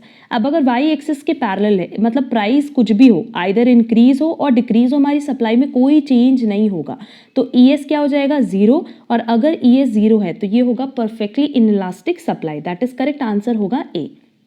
Next, elasticity of supply is greater than 1, E S greater than 1 है, इसका मतलब अगर प्राइस हमारा इंक्रीज हो रहा होगा 10% से तो नो डाउट सप्लाई भी इंक्रीज हो रहा होगा बट बाय 15%। ऑप्शन देखते हैं, proportionate change in quantity supplied is more than the proportionate change in price, yes. अगर प्राइस में 10% चेंज हो रहा है तो क्वांटिटी सप्लाइड में 15% चेंज होगा। Proportionate change in price is greater, ये तो पॉसिबल ही नहीं है क्योंकि अगर प्राइस चेंज हुआ 10% से और क्वांटिटी सप्लाइड चेंज हुआ बाय 5% ओनली, तब तो यहाँ ई एस क्या हो जाएगा, less than 1। Next, change in price and quantity supplied are equal, अगर दोनों में 10-10% चेंज हो रहा है तो ई एस क्या हो जाएगा, 1। सब कॉन्सेप्ट हमने बताया है, तो एज पर गिवन ऑप्शन करेक्ट आंसर होगा ए, कि जो चेंज क्वांटिटी सप्लाइड में हो रहा है वो हमेशा ज़्यादा होगा कंपैरेटिवली प्राइस के, कब, जब हमारा ई एस क्या होगा, greater than 1। Next, if the quantity supplied is exactly equal to the relative change in price then the elasticity of supply is 1, अभी ऊपर हमने ये डिस्कस भी किया। Next, the price of a commodity decreases from 6 to 4 and the quantity demanded of the good increases from 10 to 15, find the coefficient of price elasticity। अब अगर question silent है तो हम हमेशा किस मेथड से फाइंड आउट करेंगे, परसेंटेज मेथड से और प्रोपोर्शनेट मेथड से। इलास्टिसिटी ऑफ डिमांड पे हमने बहुत सारे न्यूमेरिकल भी अपलोड किए जिसकी लिंक आपको डिस्क्रिप्शन बॉक्स में दी गई है। यहाँ सिंपली हम लोग फॉर्मूला अप्लाई कर रहे हैं, E D is equal to change in quantity divided by change in price multiply by original price divided by original quantity.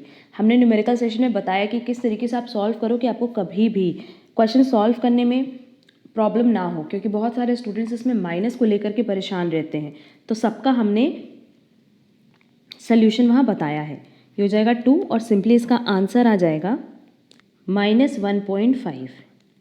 तो एज पर गिवन ऑप्शन करेक्ट आंसर होगा C.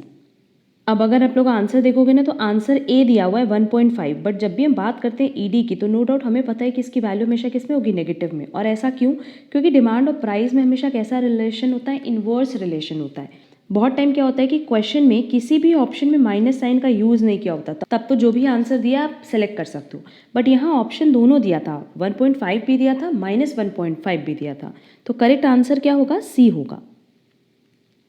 Next, the supply function is given as this, find the elasticity using point method when price is ₹15। अब यहाँ देखो supply की बात कर रहा है और हमें पता है कि सप्लाई और प्राइस के बीच में कैसा रिलेशन होता है, डायरेक्ट रिलेशन होता है। तो इस केस में जब भी आंसर आएगा तो वो पॉजिटिव में आएगा। अब इलास्टिसिटी यूजिंग पॉइंट मेथड बताना है और पॉइंट मेथड सिंपली किसको डिनोट कर रहा है, परसेंटेज मेथड को और प्रोपोर्शनेट मेथड को। Change in quantity divided by change in price multiply by original price divided by original quantity. अच्छा, अब इस चेंज को हमने बताया भी था कि हम डी क्यू भी लिख सकते हैं। डी मतलब किसको डिनोट कर रहा है, डेल्टा को, और ये भी किसका साइन है, डेल्टा का। D P multiply by original price divided by original quantity. अब देख लेते हमारे पास क्वेश्चन में क्या क्या दिया है। हमारे पास क्वेश्चन में ओरिजिनल प्राइस तो दिया हुआ है 15 एंड एक इक्वेशन दिया है जिसकी हेल्प से हम ओरिजिनल क्वांटिटी कैलकुलेट कर सकते हैं। Q is equal to -100 plus 10 multiply by 15। क्यों? क्योंकि हमारे पास प्राइस की, ओरिजिनल प्राइस की वैल्यू दी है। सिंपली इसको कैलकुलेट करके हमारे पास क्वांटिटी आ जाएगी, ओरिजिनल क्वांटिटी 50। यहाँ तक तो आई गेस किसी को भी डाउट नहीं होगा। अब हमें वैल्यू निकालनी है। इसकी वैल्यू हम सिंपली कैसे निकालेंगे, with the help of differentiation. अब अगर इस इक्वेशन की हेल्प से हम डिफरेंशिएशन निकालें, और डिफरेंशिएशन किसके रिस्पेक्ट में होगा, प्राइस के रिस्पेक्ट में, तो सिंपली यहाँ से वैल्यू क्या आ जाएगी, D Q divided by D P is equal to 10, क्योंकि इसकी वैल्यू तो 0 हो जाएगी। अब देखो D P divided by D Q की वैल्यू चाहिए थी, जो कि आ गई 10। सीधे सीधे फॉर्मूले पे वैल्यू रख देंगे, D Q divided by D P multiply by original price divided by original quantity. D P divided by D Q अभी हमने निकाला 10 multiply by original quantity is 15, original price is 15 and original quantity is 50। तो ये हो जाएगा 150 divided by 50 और हम कह सकते हैं आंसर आएगा 3।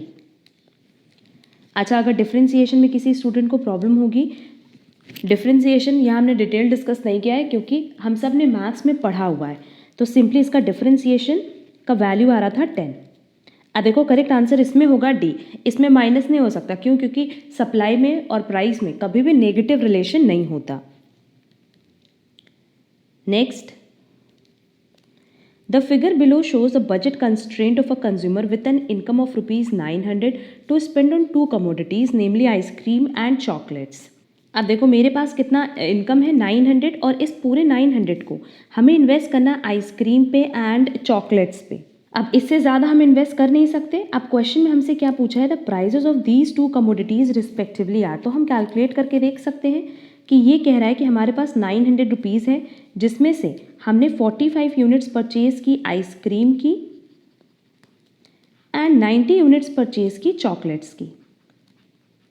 तो सिंपली कितना प्राइस होगा ये हम ऑप्शन की हेल्प से ही देख लेंगे। फर्स्ट ऑप्शन अगर हम चूज़ करें तो ये मेरे पास हो जाएगा 450 और ये हो जाएगा 1800। जितना पैसा मेरे पास नहीं है, इतना रुपए तो है नहीं मेरे पास, तो मतलब ऑप्शन 1 इनकरेक्ट है। सेकेंड ऑप्शन देखो, मतलब आइसक्रीम कितने रुपीज़ की है, 20 रुपीज़ की, तो यहीं पे हो जाएगा 900। मतलब सेकेंड ऑप्शन भी इनकरेक्ट है, क्योंकि जब मेरे पास 900 रुपये है, उसमें से मैं आइसक्रीम भी परचेज़ करनी, चॉकलेट भी परचेज़ करनी है, तो पूरा पैसा हम आइसक्रीम के परचेज़ पे नहीं लगा सकते ना। हमारे पास जो लास्ट ऑप्शन है 10 एंड 5, अगर हम इसको 10 से मल्टीप्लाई करें तो ये आ जाएगा 450, और इसको 5 से मल्टीप्लाई करें तो आ जाएगा 450। 450 प्लस 450 कितना हो गया, 900। मतलब ये करेक्ट ऑप्शन है कि अगर हम 450 रुपीज़ आइसक्रीम पे इन्वेस्ट करें और 450 चॉकलेट पे, तब तो हम अपनी पूरी इनकम कंज्यूम कर पा रहे हैं, और उस इनकम से 45 यूनिट्स आइसक्रीम परचेज कर पाएंगे, 90 यूनिट्स चॉकलेट परचेज कर पाएंगे। तो करेक्ट आंसर हो जाएगा C. Next, no matter what the price of coffee is, Arjun always spend a total of exactly 100 rupees per week on coffee. This statement implies that, अब देखो price की बात करें तो प्राइस कह रहा है कि कुछ भी हो, आइदर इंक्रीज हो और डिक्रीज हो, बट जो अर्जुन का टोटल एक्सपेंडिचर है पर्टिकुलर प्रोडक्ट पे, दैट इज कॉफ़ी पे, वो कितना है, 100 रुपीज़ फिक्स है। एंड हमने टोटल एक्सपेंडिचर मेथड में यही बताया था कि अगर प्राइस इंक्रीज या डिक्रीज करे बट उसकी वजह से हमारे टोटल एक्सपेंडिचर में कोई चेंज ना हो, तो ईडी इज इक्वल टू क्या होगा, 1, और हम कह सकते हैं यूनिट इलास्टिक। तो एज पर गिवन ऑप्शन करेक्ट आंसर होगा D, Arjun's demand for coffee is unit elastic. Next, a firm learns that the own price elasticity of a product it manufactures is 3.5. What would be the correct action for this firm to take if it wishes to raise its total revenue? आपको अपना total revenue increase करना है। अब यहाँ हम बात किसके term में कर रहे हैं, टोटल रेवेन्यू और टोटल एक्सपेंडिचर के टर्म में। तो हमने बताया भी है कि अगर ये ईडी इज़ ग्रेटर देन 1 है, इस केस में जो प्राइस एंड टोटल रेवेन्यू है इनके बीच में कैसा रिलेशन होगा, इनडायरेक्ट रिलेशन, कि अगर एक इंक्रीज हो रहा है तो एक डिक्रीज होगा एंड वाइस वर्सा। तो क्योंकि हमारा जो इलास्टिसिटी ऑफ डिमांड है वो ग्रेटर देन 1 है एंड क्वेश्चन में हमसे कह रहा है कि हमें अपना टोटल रेवेन्यू इंक्रीज करना है, तो अगर टोटल रेवेन्यू आपको इंक्रीज करना है तो नो डाउट प्राइस डिक्रीज करनी होगी। क्लियर। और ऐसा सिंपली इसीलिए है क्योंकि यहाँ पे हमारा जो ईडी है वो है इलास्टिक। तो ऑप्शन देखते हैं, lower the price because demand for the good is elastic, raise the price, ये तो करेक्ट ऑप्शन होगा ही नहीं, अगेन सी भी नहीं हो सकता। We need information in order to answer the question. Correct answer होगा ए। ये क्वेश्चन भी बेसिकली टोटल एक्सपेंडिचर मेथड और हम कह सकते हैं टोटल रेवेन्यू मेथड से रिलेटेड है। Next, at higher prices people demand more of certain goods not for their worth but for their prestige value। इसको हम क्या कहते हैं, वेबलेन इफेक्ट। सब पे हमने इंडिविजुअल सेशंस अपलोड किए हुए हैं जहां हमने डिटेल में डिस्कस किया हुआ ये टॉपिक्स, तो वो क्लास अब ज़रूर से कवर कर लेना। Next, if the price of an air conditioner increases from 30,000 to 30,010 rupees and resultant change in demand is negligible, मतलब हमारी प्राइस में इंक्रीज होने से डिमांड में कोई चेंज नहीं हुआ। We use a measure of dash to measure elasticity. अब देखो यहाँ पे जो प्राइस में भी चेंज हो रहा है वो बहुत स्मॉल चेंज है ना। और हमने बताया था कि अगर बहुत स्मॉल चेंज होगा तो हम सिंपली कौन सा मेथड यूज़ कर सकते हैं, पॉइंट इलास्टिसिटी मेथड, और हम कह सकते हैं ज्योमेट्रिक मेथड। हमने थ्योरी में बताया भी था कि पॉइंट इलास्टिसिटी मेथड और ज्योमेट्रिकल मेथड हम यूज़ करते हैं जब चेंजेस बहुत स्मॉल होता है, और अगर लार्ज चेंज हो रहा है तब हम क्या यूज़ करते हैं, आर्क इलास्टिसिटी मेथड। तो एज पर गिवन ऑप्शन करेक्ट आंसर होगा A, point elasticity of demand since it is a small change. Next, given the following 4 possibilities which one will result in an increase in total expenditure of the consumer। total expenditure increase हो रहा है, मतलब simply अगर ED is greater than 1 है तब तो price fall हो रही होगी, और अगर ED is less than 1 है तब तो प्राइस इंक्रीज हो रही होगी। क्यों? क्योंकि ED is less than 1 जब होता है तो प्राइस और टोटल एक्सपेंडिचर में कैसा रिलेशन होता है, डायरेक्ट। देख लेते हैं, डिमांड इज यूनिट इलास्टिक, ये तो पॉसिबल ही नहीं है। Demand is elastic and price rises, ये भी पॉसिबल नहीं है। Demand is inelastic and prices falls, ये भी पॉसिबल नहीं है। एज पर गिवन ऑप्शन करेक्ट आंसर होगा डी, कि डिमांड हमारा क्या है, less than 1, that is inelastic, और प्राइस राइज करा है क्योंकि ईडी इज लेस देन 1 में प्राइस भी राइज होगा और टोटल एक्सपेंडिचर भी राइज होगा। मतलब सिंपली दोनों में डायरेक्ट रिलेशन है, दोनों ही राइज होंगे या दोनों ही फॉल होंगे, तो करेक्ट आंसर होगा D. Next, the supply curve shifts to the right because of improved technology. क्योंकि सिंपली हमसे क्वेश्चन में क्या कह रहा है, राइट, मतलब हमारी सप्लाई इंक्रीज हो रही है। अगर फैक्टर्स ऑफ प्रोडक्शन की प्राइस इंक्रीज होगी तब तो हमारी सप्लाई डिक्रीज हो जाएगी, और इंक्रीज एक्साइज ड्यूटी की वजह से भी हमारी सप्लाई डिक्रीज होगी, तो करेक्ट आंसर होगा A. Next, which of the following statement is correct, when the price falls the quantity demanded falls, seasonal changes do not affect the supply of a commodity, taxes and subsidies do not influence the supply of the commodity, with lower cost it is profitable to supply more of the quantity commodity। Correct है। अगर हमारा cost of production कम है, जो हम factors purchase करें, factors of production, उनकी cost कम है, तो नो डाउट सप्लाई करना ज़्यादा प्रॉफिटेबल होगा। क्यों? क्योंकि मार्केट में जो सेल प्राइस है वो तो फिक्स ही रहती है, तो जो मार्जिन है प्रॉफिट का वो ज़्यादा होगा, तो करेक्ट आंसर होगा D. If the demand is more than the supply then the pressure on price will be. अब देखो, अगर डिमांड मार्केट में ज़्यादा है कंपैरेटिवली सप्लाई के, सिंपली कॉन्सेप्ट समझो, सप्लाई मार्केट में सिर्फ 100 यूनिट्स की है बट डिमांड 150 यूनिट्स की है, तो नो डाउट ये जो 100 यूनिट सेल कर रहे होंगे ये इसकी प्राइस इंक्रीज कर देंगे ना। क्यों? क्योंकि उनको पता है कि मार्केट में खरीदने वाले ज़्यादा हैं, तो जब खरीदने वाले ज़्यादा होते हैं कंपैरेटिवली सप्लाई के, तो उस केस में प्राइस पे प्रेशर क्या होगा, हमेशा ज़्यादा होगा, तो करेक्ट आंसर होगा A, upward. Next, the supply curve for highly perishable commodities during very short period is generally. Perishable item वो होता है जो 1-2 दिन में खराब हो जाता है, जैसे पेस्ट्री हो गया, ब्रेड हो गया, ये आप 1-2 दिन से ज़्यादा नहीं रख सकते हो, तो इस केस में ना हमारा ईएस हमेशा क्या होगा, 0, क्योंकि आप वेरी शॉर्ट पीरियड में इसकी सप्लाई नहीं बढ़ा सकते। करेक्ट आंसर होगा D, perfectly inelastic. Next, supply is a no doubt flow concept, यही हमने डिमांड में भी बताया था। Next, the cross elasticity between rye bread and whole wheat bread is expected to be, अब क्योंकि ये सब्स्टिट्यूट गुड्स है तो हमेशा इनके बीच का जो इलास्टिसिटी है वो क्या होगा, पॉजिटिव।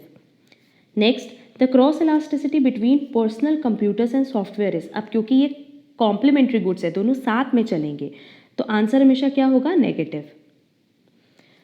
इस पे भी हमने डिटेल डिस्कशन किया हुआ है, कॉम्प्लीमेंट्री गुड्स क्या होता है, सब्स्टिट्यूट गुड्स क्या होता है और क्या रिलेशन होता है, जिसकी लिंक आपको डिस्क्रिप्शन बॉक्स में दी गई है।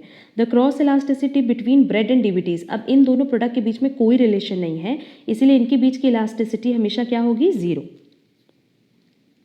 Next, which of the following statement is correct? With the help of statistical tools, the demand can be forecasted with perfect accuracy. The more the number of substitutes of a commodity, the more elastic is the demand. Demand for butter is perfectly elastic. Butter की demand क्या है, perfectly elastic, कि price constant रहेगी और उसकी demand increase करती जाएगी। Gold jewellery will have negative income elasticity, possible ही नहीं है, जैसे इनकम बढ़ेगी वैसे आप गोल्ड ज्वेलरी की परचेज भी ज़्यादा करोगे। करेक्ट आंसर होगा B, the more the number of substitutes of the commodity the more elastic is the demand, कि जितना ज़्यादा सब्स्टिट्यूट होगा उतना ही ज़्यादा हमारा इलास्टिसिटी होगा। कि अगर प्राइस में 10% चेंज होगा तो डिमांड में कितना परसेंट चेंज होगा, 15%। क्यों, क्योंकि जब ज़्यादा सब्स्टिट्यूट मार्केट में अवेलेबल है और एक की प्राइस अफेक्ट कर रही है तो नो डाउट लोग दूसरे की डिमांड की तरफ शिफ्ट हो जाएंगे। क्लियर, तो जितने ज़्यादा सब्स्टिट्यूट होंगे उतना ज़्यादा हमारा डिमांड कर्व इलास्टिक होगा, तो करेक्ट आंसर होगा B. Next, suppose income elasticity of education in private school in India is 3.6, what does this indicate. अब अगर 3.6 है इसका मतलब क्या है कि अगर हमारी इनकम में 10% चेंज हो रहा है तो हमारी डिमांड में 30% चेंज हो रहा है, यही ना डिनोट कर रहा है ये, तो ये सिंपली क्या है, ईड इज ग्रेटर देन 1, और हम कह सकते हैं कि लग्जरी आइटम्स की बात कर रहा है। तो एज पर गिवन ऑप्शन आंसर होगा C, private school education is a luxury. No doubt luxury है क्योंकि हर कोई अफोर्ड नहीं कर सकता इसको। Next, if the organizers of an upcoming cricket match decide to increase the ticket price in order to raise its revenue, what they have learned from past experience is, the percentage increase in ticket rates will always equal the percentage decrease in tickets sold. The percentage increase in ticket rates will be always greater than the percentage decrease in tickets sold. The percentage increase in ticket rates will be less than the percentage decrease in tickets sold. A and C above are correct. अब question में ये कह रहा है कि upcoming match के लिए जो ऑर्गेनाइजर है वो ये प्लान करे कि टिकट की प्राइस को बढ़ा दे। अब टिकट की प्राइस वो क्यों बढ़ा रहे हैं, क्योंकि उनको अपना टोटल रेवेन्यू बढ़ाना है। तो अब क्योंकि यहाँ पे हम क्या कह रहे हैं कि जो प्राइस है और टोटल रेवेन्यू उसमें कैसा रिलेशन है, डायरेक्ट रिलेशन है, तो नो डाउट यहाँ पे हमारा ईडी क्या होगा, लेस देन 1 होगा। और जब भी ईडी लेस देन 1 होता है तो उस केस में सिंपली याद रखना कि जो प्राइस है अगर वो 10% से चेंज होगी तो हमारी डिमांड चेंज तो होगी बट ओनली बाई 5%। क्लियर, इसीलिए गिवन ऑप्शन में करेक्ट आंसर होगा B, the percentage increase in ticket rates will be always greater than the percentage decrease in ticket sold. कि अगर हमारी प्राइस 10% से इंक्रीज हुई तो जो हमारी डिमांड है वो 5% से ही डिक्रीज होगी, उससे ज़्यादा नहीं। तो यहाँ सिंपली आप लोगों को कॉन्सेप्ट अप्लाई करना है। Next, data on production of vegetables for the past 2 years showed that despite stable prices, there is a substantial decline in output of cabbage, leading to lower supply in the market. Which of the following can possibly be the reason? अब देखो question में कह रहा है कि जो past 2 years का data है उसके बेसिस पे प्राइजेस तो स्टेबल है, प्राइजेस में कोई चेंज नहीं हो रहा है, स्टिल जो कैबेज मार्केट है उसमें हम सप्लाई कम करें, मतलब कैबेज की सप्लाई मार्केट में कम हो रही है। तो नो डाउट अगर कैबेज की सप्लाई कम हो रही है तो सबसे बेसिक रीज़न क्या होगा कि जो इसका सब्स्टिट्यूट मार्केट में अवेलेबल है उसकी प्राइस में इंक्रीज हुआ होगा, और अगर उसकी प्राइस में इंक्रीज हुआ होगा तो लोग जो प्रोडक्शन करेंगे या सप्लाई करेंगे वो सब्स्टिट्यूट प्रोडक्ट की ज़्यादा करेंगे कंपैरेटिवली कैबेज के। क्लियर, एज पर गिवन ऑप्शन करेक्ट आंसर होगा ए, लिखा है an increase in the price of cauliflower which is equally preferred by consumer. अब क्योंकि कैबेज और कॉलीफ्लावर की बात करें तो ये दोनों ही सब्स्टिट्यूट प्रोडक्ट है, दोनों एक तरह से कह लो इक्वल लेवल ऑफ सेटिस्फैक्शन देता है, और यहाँ क्वेश्चन में साफ साफ लिखा भी हुआ है ऑप्शन में कि जो कंज्यूमर है वो इक्वली प्रेफर कर रहा है कॉलीफ्लावर। तो जब कॉलीफ्लावर मार्केट में ज़्यादा प्राइस पे सेल हो रहा है तो नो डाउट उसकी सप्लाई ज़्यादा होगी, उसके सप्लायर ज़्यादा होंगे कंपैरेटिवली कैबेज के। क्लियर, क्यों, क्योंकि cabbage and cauliflower is a substitute product. तो करेक्ट आंसर होगा ए।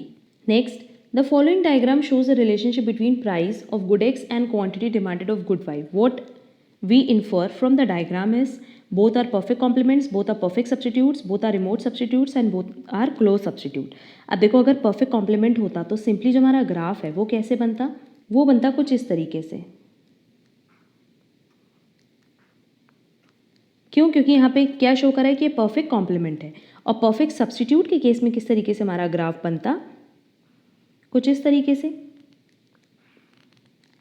ये गुड एक्स है और ये वाई है, वैसे ये एक्स है ये वाई है, तो इसका मतलब ना तो ये परफेक्ट कॉम्प्लीमेंट है ना ये परफेक्ट सब्स्टिट्यूट है। करेक्ट आंसर होगा डी कि ये क्लोज सब्स्टिट्यूट है, क्योंकि क्लोज सब्स्टिट्यूट के केस में जो हमारा ग्राफ होता है वो इस तरीके से बनता है क्योंकि परफेक्ट रिलेशन होता है। और यही अगर क्लोज कॉम्प्लीमेंट्री होता तब डाउनवर्ड होता। क्यों? क्योंकि कॉम्प्लीमेंट्री के केस में जो रिलेशन होता है वो कैसा होता है, negative. Clear? Next, the diagram given below shows, अब ये क्या शो कर रहा है, डिमांड कर्व शिफ्ट हो रहा है किधर, लेफ्टवर्ड। और डिमांड कर्व अगर लेफ्टवर्ड शिफ्ट हो रहा है मतलब प्राइस में तो कोई चेंज नहीं हो रहा है और अदर फैक्टर्स में चेंज हो रहा होगा। हमने ये चीज़ पहले भी बताई है कि अगर मान लो प्राइस में चेंज होता तब तो मूवमेंट होता along the same demand curve. अब देखते हैं गिवन ऑप्शन क्या क्या दिया हुआ है। अ चेंज इन डिमांड विच में be cause by rise in income and the good is a normal good. अगर इनकम राइज होती ना तो ये लेफ्टवर्ड ना शिफ्ट होकर के राइटवर्ड शिफ्ट होता, that is increase in demand curve होता, ना कि decrease in demand curve. A shift of demand curve cause by fall in the price of a complementary goods. अगर कॉम्प्लीमेंट्री गुड्स की price fall होगी तो no doubt जो complementary good है other, उसका तो डिमांड इंक्रीज हो जाएगा ना। क्यों? क्योंकि कॉम्प्लीमेंट्री गुड्स के केस में किस तरह का रिलेशन होता है, नेगेटिव रिलेशन होता है, तब भी किधर शिफ्ट होता है, राइटवर्ड।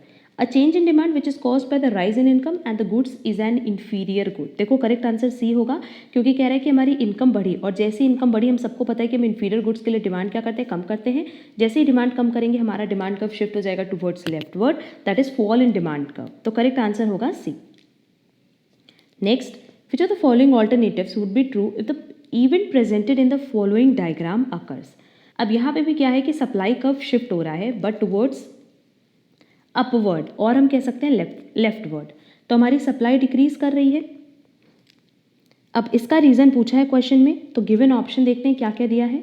कह रहा है fall in wage cost of the firm along with the fall in consumer income. अगर वेज कॉस्ट कम होगी तो नो डाउट सप्लाई इंक्रीज हो जाएगी, तब वो डाउनवर्ड शिफ्ट होती या हम कह सकते हैं राइटवर्ड शिफ्ट होती। A shortage of raw material and consequent increase in raw material price. Correct answer होगा बी, क्योंकि सिंपली देखो बी में क्या कह रहा है कि जो रॉ मटेरियल है एक तो उसकी शॉर्टेज है तो आप वैसे ही प्रोडक्शन नहीं कर पाओगे, और दूसरा रॉ मटेरियल की प्राइस भी बढ़ गई तो जैसे प्राइस बढ़ेगी आप क्या करोगे, अपनी सप्लाई कम कर दोगे या जो क्वांटिटी सप्लाइड है उसको कम कर दोगे। क्लियर? बाकी ऑप्शंस भी देख लेते हैं। An increase in subsidy to the government and reduction in taxes. एक तो गवर्नमेंट सब्सिडी बढ़ा रही है और दूसरा टैक्सेस भी कम कर रही है, तो नो डाउट हमारी कॉस्ट कम आएगी तो हम सप्लाई ज़्यादा करेंगे। Next, the demand curve of a normal good has shifted to the right, which of the four events would have caused the shift. किधर शिफ्ट हो रहा है, राइटवर्ड। राइटवर्ड मतलब इंक्रीज हो रहा है डिमांड कर्व में। A fall in the price of a substitute with the price of the good unchanged. A fall in the nominal income of the consumer and fall in the price of the normal good. A fall in the price of a complementary good with the price of the normal good unchanged. A fall in the price of the normal good, other things remaining the same. आप simply क्योंकि ये देखो कह रहा है कि demand कब जो है नॉर्मल गुड्स का वो राइटवर्ड शिफ्ट हो रहा है, दैट इज डिमांड हमारी इंक्रीज हो रही है। अगर सब्स्टिट्यूट का प्राइस फॉल होगा तब डिमांड भी क्या होगा, बाकी सब्स्टिट्यूट का फॉल हो जाएगा, तब तो ये इनकरेक्ट ऑप्शन है, क्योंकि सब्स्टिट्यूट गुड्स के केस में कैसा रिलेशन होता है, direct. A fall in the nominal income of the consumer. अब कंज्यूमर की अगर नॉमिनल इनकम घट जाएगी तो वो डिमांड घटा देगा, बढ़ा थोड़ी पाएगा। क्यों? क्योंकि इनकम के साथ भी कैसा रिलेशन होता है, direct relation. A fall in the price of a complementary good with the price of the normal goods unchanged. अब नॉर्मल गुड्स का प्राइस तो चेंज हुआ नहीं, बट जो कॉम्प्लीमेंट्री गुड्स है उसका प्राइस चेंज हो गया, तो नो डाउट कॉम्प्लीमेंट्री गुड्स का डिमांड क्या होगा, इंक्रीज हो जाएगा। क्यों? क्योंकि कॉम्प्लीमेंट्री गुड्स के केस में कैसा रिलेशन होता है, डायरेक्ट रिलेशन होता है। तो करेक्ट आंसर होगा सी। और लास्ट ऑप्शन देखो लिखा था कि fall in the price of the normal good, other things remaining the same. अब क्योंकि हमारा जो डिमांड कब है वो राइट वर्ड शिफ्ट हो रहा है, और अगर प्राइस में चेंज हो रहा है तो इसका मतलब हमारा डिमांड कब सिर्फ अपवर्ड या डाउनवर्ड मूव कर सकता है, शिफ्ट कभी भी नहीं कर सकता। तो करेक्ट आंसर क्या होगा, C. Next, if roller coaster ride is a function of amusement park visit, then if the price of amusement park entry falls. अब क्वेश्चन में ये चीज़ कह रहा है कि अम्यूजमेंट पार्क विजिट है, अब उस विजिट की वजह से रोलर कोस्टर, मतलब यहाँ झूले की बात करें बेसिकली कि अम्यूजमेंट पार्क का एक फंक्शन रोलर कोस्टर राइड भी है। If the price of amusement park entry falls, अब देखो अगर एंट्री की जो प्राइस है वो ही फॉल कर जाएगी तो नो डाउट जो रोलर कोस्टर राइड है उसकी डिमांड क्या होगी, इंक्रीज होगी। एंड यहाँ रोलर कोस्टर राइड की जो प्राइस है वो फॉल नहीं हो रही है। अगर वो फॉल होती तब हम बात करते एक्सपेंशन और कॉन्ट्रैक्शन ऑफ डिमांड कर्व का, बट क्योंकि ये अदर फैक्टर का पार्ट है, यहाँ इंक्रीज और डिक्रीज इन डिमांड कर्व होगा, that is shift in demand curve. तो ऑप्शन देख लेते हैं, the demand for roller coaster rides will rise, ये तो करेक्ट है। And demand curve will shift to right, ये भी करेक्ट है, क्योंकि जैसे ही रोलर कोस्टर राइड की डिमांड बढ़ेगी हमारा जो डिमांड कर्व अभी इस तरीके से बन रहा था वो शिफ्ट हो जाएगा टुवर्ड्स राइटवर्ड। बाकी ऑप्शंस भी देख लेते हैं। The demand for roller coaster ride can not be predicted, ये रॉन्ग है। There will be expansion, expansion तो हो ही नहीं सकता क्योंकि यहाँ पे अदर फैक्टर्स की बात किया है। अगर वो डायरेक्टली कनेक्टेड होता, जैसे हमने बताया था कि डिमांड ऑफ एक्स, अगर ये इसका फंक्शन प्राइस ऑफ एक्स होता तब हमारे डिमांड कर्व में एक्सपेंशन और कॉन्ट्रैक्शन होता। क्लियर? तो एज पर गिवन ऑप्शन करेक्ट आंसर होगा A, the demand for roller coaster rides will rise and demand curve will shift to right. Next, if a short supply curve is plotted for the following table which presents price and quantity of fighter aircrafts, what will be its shape? अब देखो supply curve बनाना है इस table से। Simply हमें पता है कि supply curve है तो अपवर्ड डायरेक्शन में होगा। क्यों? क्योंकि प्राइस और सप्लाई का हमेशा डायरेक्ट रिलेशन होता है। तो यहाँ देखो प्राइस इंक्रीज हो रही है एंड जो हमारा नंबर ऑफ एयरक्राफ्ट्स है दैट इज सप्लाई है वो कांस्टेंट है। तो सिंपली हमारा ग्राफ कैसे बनेगा? पैरेलल टू वाई एक्सिस, ये वाई एक्सिस है, ये एक्स एक्सिस है, ये प्राइस ऑफ एयरक्राफ्ट है, ये नंबर ऑफ एयरक्राफ्ट है। तो जो हमारा सप्लाई कर्व बनेगा वो पैरेलल टू वाई एक्सिस बनेगा। क्यों? क्योंकि हमारा E S is equal to zero है कि प्राइस आप कितनी भी बढ़ा लो या घटा लो, दैट इज इंक्रीज और डिक्रीज कर लो, हमारे सप्लाई में कोई चेंज नहीं होगा। चाहे प्राइस इतनी हो, चाहे प्राइस ये हो, इंक्रीज हो करके जितनी भी ऊपर तक ले आओ या डिक्रीज करके जितनी भी नीचे तक ले आओ, हमारी सप्लाई कांस्टेंट है। तो सिंपली हमारा डिमांड कर्व कैसे बनेगा? Vertical straight line parallel to Y axis. And as पर गिवन ऑप्शन करेक्ट आंसर होगा C, vertical straight line parallel to Y axis. Simply देखो अगर हॉरिजॉन्टल की बात करेंगे तो ये तब होगा जब E S is equal to infinite हो, steeply rising with elasticity less than 1, that is E S is less than 1, and a perfectly elastic supply curve तब होगा जब E S is equal to 1 होगा। Next, the average income of residents of two cities A and B and the corresponding change in demand for two goods is given in the following table. Which of the following statements is true? City A है, इसमें percentage increase इन income है 12%, percentage change in demand for good x, आपकी income बढ़ने से जो good x की demand में change है वो कितना है? पॉजिटिव चेंज है 6.5, एंड गुड वाई में कितना परसेंटेज चेंज आया? -2.3। मतलब अगर हमारी इनकम इंक्रीज हुई तो गुड एक्स की डिमांड इंक्रीज हुई तो ये नॉर्मल गुड्स हो गया, एंड गुड वाई की डिमांड डिक्रीज हुई तो ये इंफीरियर गुड्स हो गया। ये सब रिलेशन हमने बताया जब इनकम इलास्टिसिटी ऑफ डिमांड पे डिस्कशन किया था। सिटी बी में जैसे ही 9% इंक्रीज हुई इनकम में, वैसे ही गुड वाई की डिमांड इंक्रीज हो गई तो ये नॉर्मल गुड है, एंड गुड वाई की डिमांड भी इंक्रीज हो गई तो ये नॉर्मल गुड है। अब गिवन ऑप्शन देखते हैं, लिखा है both goods are normal goods in both cities A and B, no. Good X is a normal good in both cities, yes. Good Y is an inferior good in city A. Correct answer क्या होगा? B, क्योंकि option B में यही लिखा है कि जो good x है ये तो दोनों ही सिटीज़ में नॉर्मल गुड है, बट गुड वाई सिटी ए में इंफीरियर गुड है और सिटी बी के लिए नॉर्मल गुड है। तो करेक्ट आंसर होगा बी। नेक्स्ट, अब देखो क्वेश्चन नंबर 115 एंड 16, ये बेसिकली बेस्ड है दो कॉन्सेप्ट पे। पहला कॉन्सेप्ट हमारा इंडिफरेंस कर्व का और दूसरा कॉन्सेप्ट है बजट लाइन का। ये दोनों ही कॉन्सेप्ट अभी मैंने एक्सप्लेन नहीं किया। जैसे ही इस पे हम एक क्लास अपलोड करेंगे उस पर्टिकुलर क्लास में हम क्वेश्चन नंबर 115 एंड 116 एक्सप्लेन कर देंगे। अभी एक्सप्लेन करने का कोई बेनिफिट नहीं होगा क्योंकि ये दोनों कॉन्सेप्ट पहले मेरे को समझाना है, तभी ये क्वेश्चन आपको प्रॉपरली समझ आएगा। तो क्वेश्चन नंबर 115 एंड 16 हम लोग होल्ड कर रहे हैं। नेक्स्ट, क्वेश्चन नंबर 117 एंड 118 पे हम होल्ड करेंगे क्योंकि बेसिकली यहाँ पे कंज्यूमर सरप्लस का कॉन्सेप्ट हमें एक्सप्लेन करना होगा। एंड कंज्यूमर सरप्लस पे भी हम बहुत जल्दी क्लास अपलोड करेंगे। उस क्लास के साथ ही साथ हम 117 एंड 118 क्वेश्चन भी एक्सप्लेन कर देंगे। तो ये दोनों क्वेश्चन भी आप लोग होल्ड कर लेना। Next, how would that budget line be affected if the price of both goods fail? The budget line would not shift. The new budget line must be parallel to the old budget line. The budget line must be shifting to the left. नहीं, जब अगर दोनों ही goods की price fail कर रही है ना, तो उस केस में जो हमारा स्लोप बना हुआ था बजट लाइन का, वही सेम स्लोप चलेगा। The new budget line will have the same slope as the original so long as the price of both goods change in the same proportion। क्योंकि क्वेश्चन देखो silent है, तो हम ये मान रहे हैं कि जो दोनों गुड्स की प्राइस है वो सेम प्रपोर्शन में चेंज हो रही है, और अगर सेम प्रपोर्शन पे चेंज हो रही है तो जो पुरानी बजट लाइन थी वही न्यू बजट लाइन भी होगी। आज का last question, during a recession economies experience increased unemployment and a reduced level of income. How would a recession likely to affect the market demand for new cars? Question में price के point of view से नहीं पूछा है, other factors के point of view से पूछा है कि जैसे रिसेशन है तो रिसेशन में बेसिकली क्या हुआ कि अनएम्प्लॉयमेंट बढ़ गया और लोगों की इनकम घट गई। अब रिसेशन की वजह से जो नई कार्स मार्केट में आई हैं उनका क्या होगा? सिंपली उनकी डिमांड डिक्रीज हो जाएगी। क्यों? क्योंकि लोगों की इनकम डिक्रीज हो गई है, तो जो हमारा डिमांड कर्व पहले ऐसे बन रहा था अब वो लेफ्टवर्ड शिफ्ट हो जाएगा। तो करेक्ट आंसर होगा B, demand curve will shift to the left. तो सिंपली आपको ये देखना है कि रिलेशन प्राइस के साथ है या अदर फैक्टर्स के साथ। ये overall 120 questions are related to theory of demand and supply. उम्मीद करते हैं कि आप लोगों को बहुत प्रॉपरली ये सारे क्वेश्चन समझ में आए होंगे, और इनके एडिशन में हम और भी बहुत सारे क्वेश्चंस अपलोड कर रहे हैं related to theory of demand and supply. First class जो कि 100 क्वेश्चंस की थी वो हमने ऑलरेडी अपलोड कर दी है, जिसकी लिंक आपको डिस्क्रिप्शन बॉक्स में दी गई है। एंड जो न्यूमेरिकल्स है वो क्लासेस पे आपके लिए बहुत रेलिवेंट है। कहीं भी किसी भी क्वेश्चन में डाउट होगा तो आप कमेंट बॉक्स में कमेंट कर सकते हो। एंड अगर आप हमारे चैनल पे नए हो तो चैनल सब्सक्राइब ज़रूर कर देना, सो दैट आगे की क्लासेस की नोटिफिकेशन आपको टाइमली मिल पाए। हमारा सेकेंड चैनल CA काजल डेरोलिया, जहाँ हमने स्टैटिस्टिक्स से रिलेटेड कई सारे चैप्टर्स अपलोड किए हैं डिटेल में, प्लस उनके न्यूमेरिकल्स भी करवाए हैं स्टडी मटेरियल से। एंड जितने भी इंपॉर्टेंट क्वेश्चन बन सकते हैं इस स्टैटिस्टिक्स से रिलेटेड वो भी हमने अपलोड किए हैं। सेकंड चैनल की लिंक भी आपको डिस्क्रिप्शन बॉक्स में मिल जाएगी। अगर आपको आज का क्लास यूजफुल लगा है तो वीडियो को लाइक ज़रूर करना।